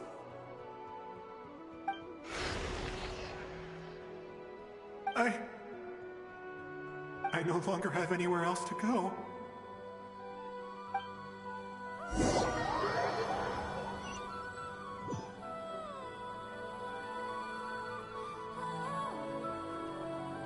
I'm sorry. I'm so sorry. He refuses to go anywhere else. Whether he opens this door or not, all that awaits him now is death. Albedo? Hat guy? Let's try one more time.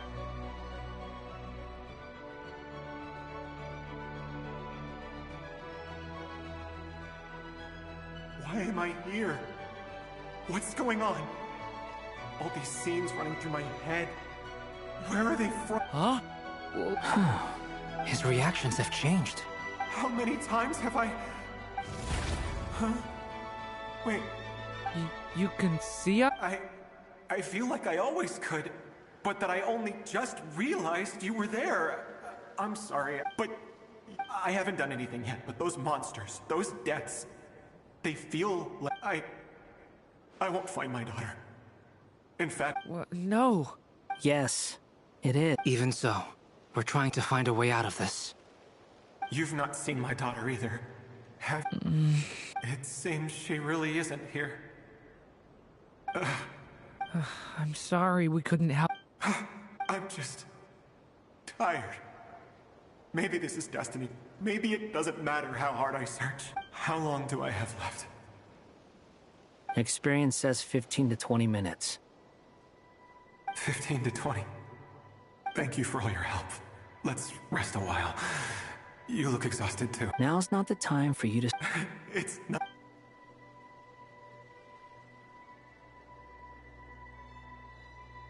You say you're from Mondstadt, yes? A place with windmills, where people enjoy limitless... And you're from Sumeru, where they've built an academy into a giant... Yes. It seems you've... Those names are unknown to me, I'm afraid. Yes. Have you heard of Hyperborea? I have, but... I heard that it was destroyed in the distant past. I see. That was where my ancestors once lived. What about Delphi Pytho? Was it later rebuilt? I've never heard that name. Then what about Sal Vindaknir? I have seen that name on stone tablets on Dragonspine. But I'm afraid the only things left of that place are its ruins. I see. Sure enough, there was no way to turn this around. I'm sorry. I was the one who asked to chat, but it seems like we're too many ages apart. There's barely any common ground to start from. It's all right. We did hear something new, at least. From how you speak of your lives, things must be going all right for you, I guess. They are. Mondstadt is a place of freedom and happiness. There's a lot of good people in the church and the Knights of Favonius, and even outsiders find that it's an easy place to feel at home. We have festivals a few times a year. Everyone gets together to drink, sing, and be merry. Sumeru is a lot more uptight. Not really the kind of place where you can relax. It's a nation fraught with problems wherever you look. But if all you want in life is to seek knowledge, I guess it's pretty much paradise. That's wonderful. In other words, after this all-devouring black tide passed, humanity did not merely avoid extinction, but rose to build prosperous civilizations anew. I mean, I can see you all right now. That must mean the future isn't a total mess, right? That's true. Well, time's almost up. Let's part ways, I think. Might be best if you don't waste too much time on me. The chances are slim, I know, but I'd like to spend these last few minutes looking for Spargana. If things work out, I'd love to tell her about what I've heard. May we meet again. Well, or not, most probably. In that case, may your wishes come true.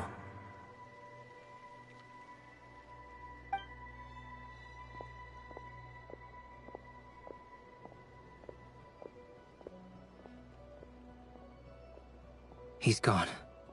In a few minutes, he will meet the end that was his to begin with. The ending of this tale did not change, but I believe that we've just made the most progress we have yet. May your wishes come true. If only it were so simple.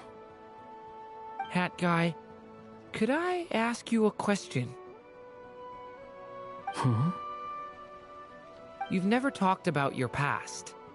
It seems complicated, and it weighs heavily on you, too. Would you be willing to tell me about it? I mean, sometimes it's better to get things out in the open.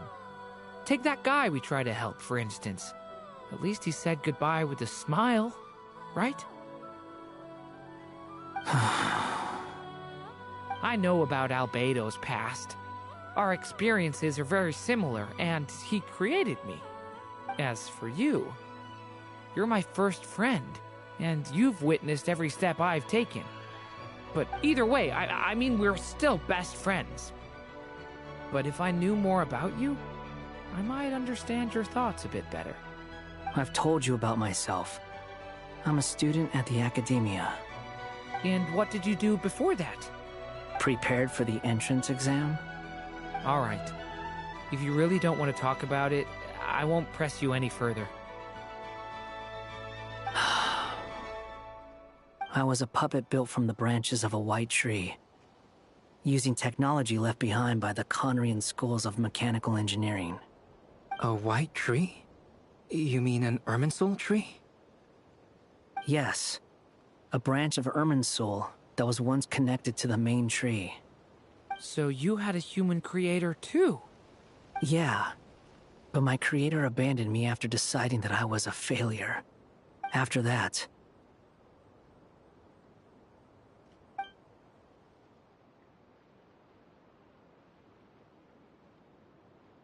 Durin. Resisting the influence of the Abyss, suppressing the urge to destroy, trying to do the right thing. None of these things are easy. But no matter how hard they are, trying to rewrite past wrongs is far harder. You asked me if you would create a new tragedy if you failed. I told you there was no point speculating about that. But the real answer is, yes. You absolutely will. That guy. But at least you've got people here to help steer you away from the wrong path. So, just keep aiming towards the light. I will. I promise. All right. Break time's over. Hello? Durin speaking. Hello, friends, it's me! What have you been up to, I'm detecting some unmistakable fluctuations here at the border. The amplitude isn't particularly high, but they're completely different signals from the ones before, and the scale is comparable to those I've detected previously. Alice, we were unable to save that person. However, he appears to have retained a portion of the memories gained through that cycle, and was able to hold a conversation with us. I see.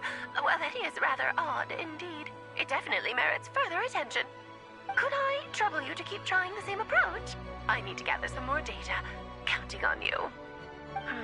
I should probably have Nicole come and check this out as well.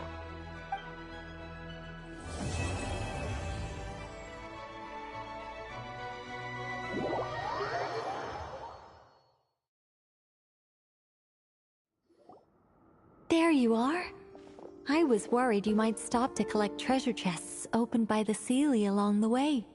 It would have taken you so much longer to get here. Another conversation I cannot hear. I am delighted to see that you understand what takes priority, and that your adventurer's instinct has not swayed your resolve. Really, I must applaud you for it. You should know. Paimon's head. Okay, I'll try and keep it short. My senses are telling me that this is where we shall find the entrance to the ruins. Oh, cool! Well, what are we waiting for? Let's open it up and see! Patience. This was a sanctuary of great importance to the Hyperboreans. A special process is required to open the gate. Oh! Like the place that housed the Eternal Moon's Marrow?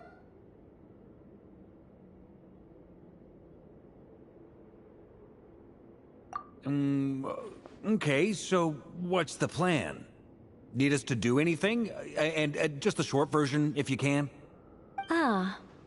Alright then. I was planning to start with some background on the invention of these techniques. Are you sure you don't want to hear it? It's quite informative. Remember what you were saying about priorities? Fine.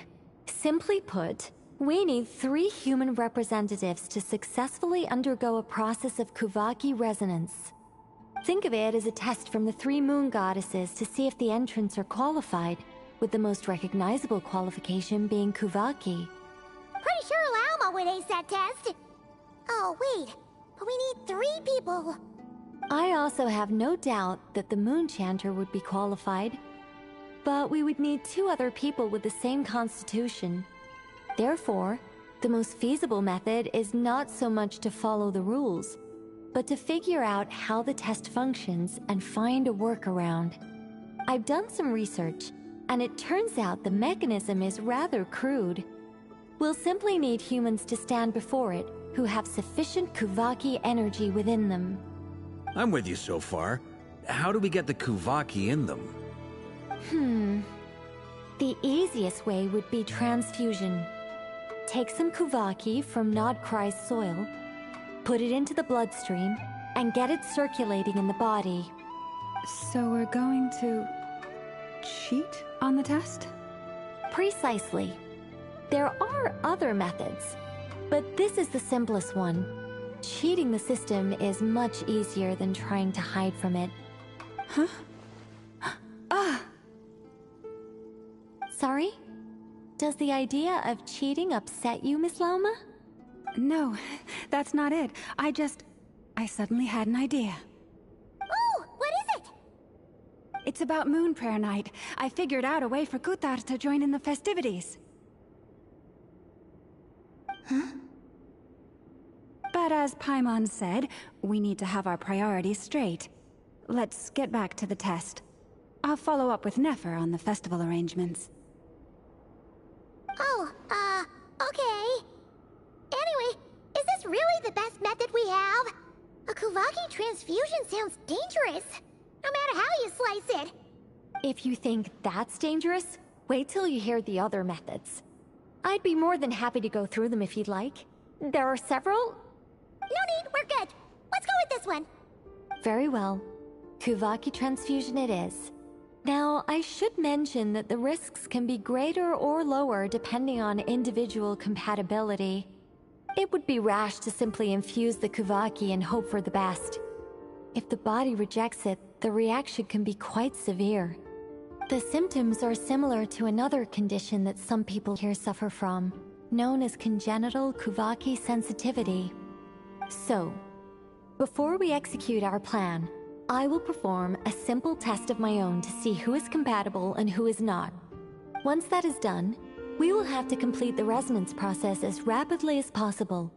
The participants must remain stationary while the Kuvaki circulates and bonds with them, and they mustn't eat or drink anything. What? No eating or drinking? That's some hardcore fasting. They'll all be monks by the time they're through. 3 days.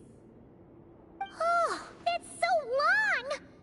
And we still need to find 2 more people who are not just compatible, but also willing to volunteer. Fasting? What are they talking about?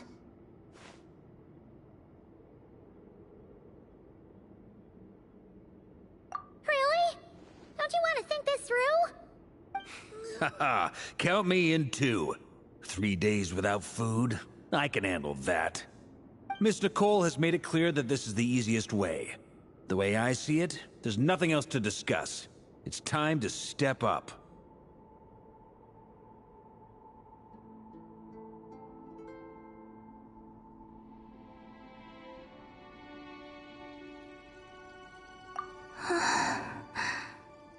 Yeah, you're right.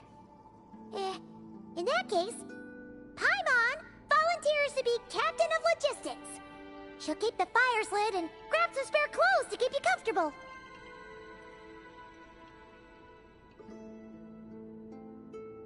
Then we'll start with you first, Traveler. Please step forward.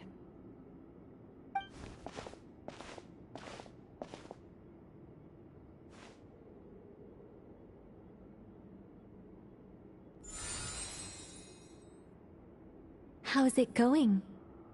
Do you feel anything? How about now?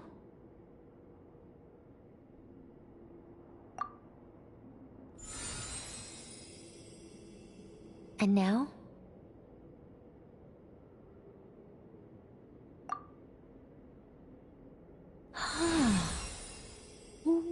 What about now? You guys, it's not a competition, you know. All right, I'm officially impressed. Even as a descender, you can withstand far more than I imagined.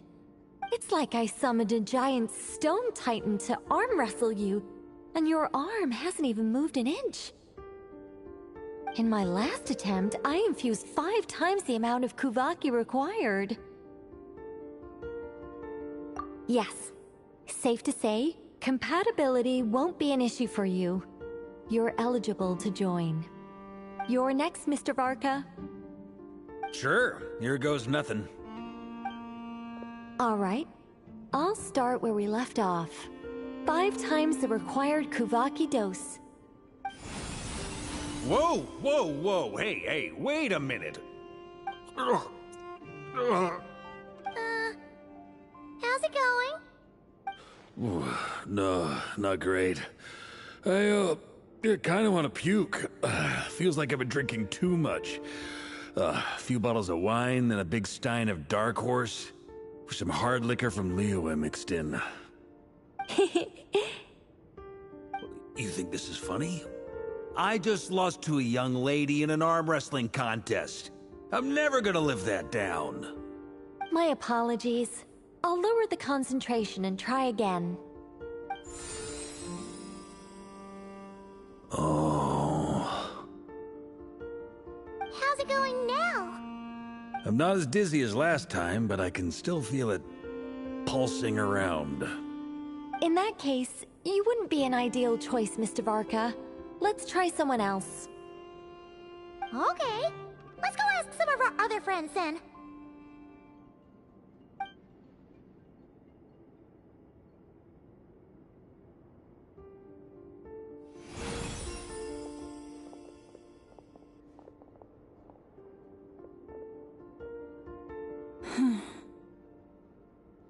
No surprises here, Miss Moonchanter. You're perfectly compatible. You may join.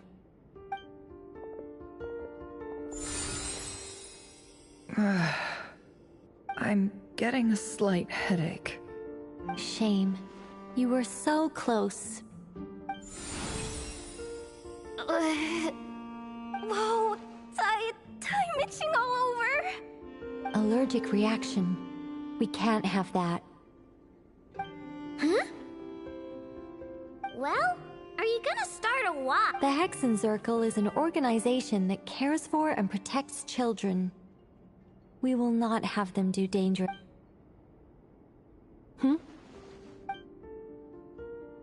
Is something the matter? The candidates have to be human.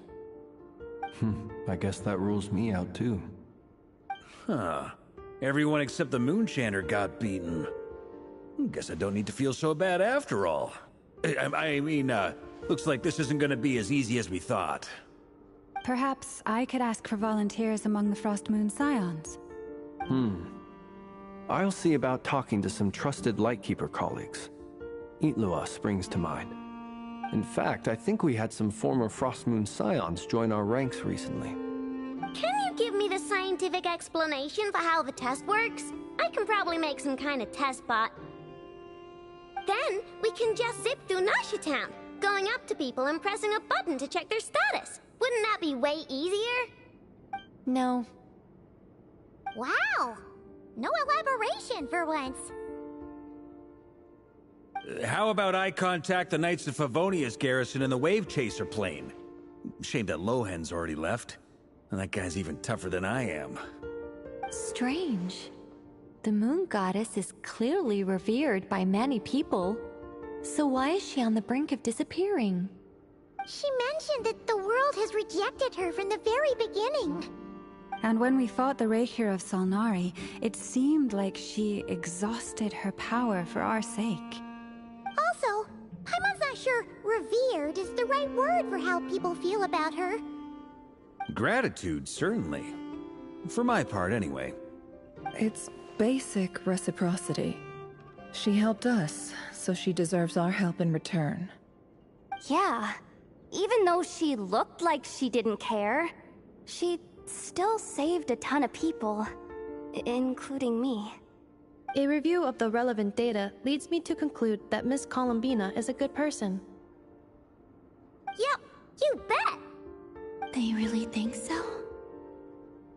I'm super surprised that Columbina isn't her actual name, though. I think it really suits— I know, right? Unfortunately, that's not our decision. Columbina. That was the code name the Fatui gave me.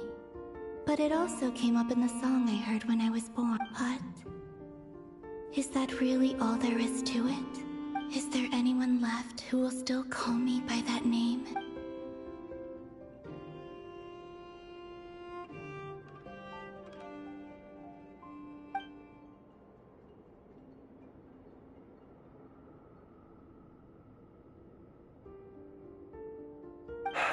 Moonprayer Night is getting closer by the day.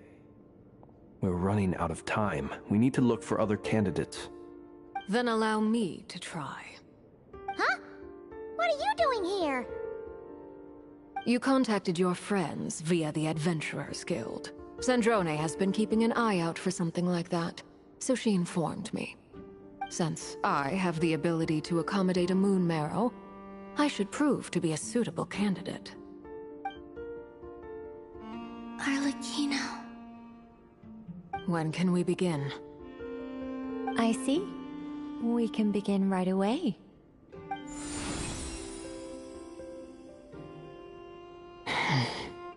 How was it? Did you feel any discomfort? Not at all. Then it seems we shan't need to look for additional candidates after all. Great! Cool. Alright, like Paimon said, the rest of us can take turns making sure the three of them stay warm and comfy. Then, my job is to take care of the caretakers. I will ensure everyone receives food and accommodation. I'm ready as well.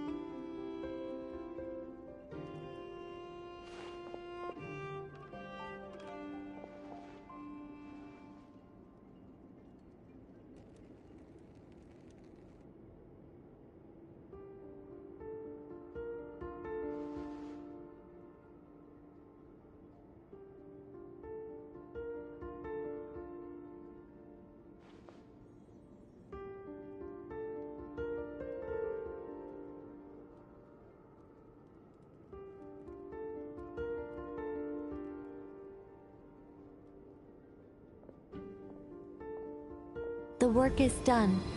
The sacred scroll shut. The stars grow dim, the people silent. The white sun sets, the silver moon rises. O path to the temple, appear now before us.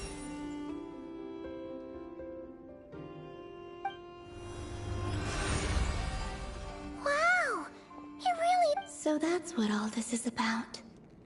They've been trying to open this gate. Come, let us enter.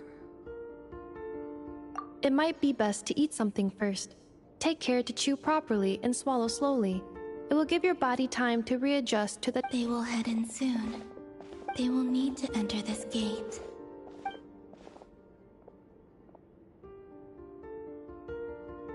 Huh?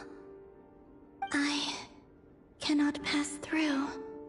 Is it because it has been 3 days? Can I really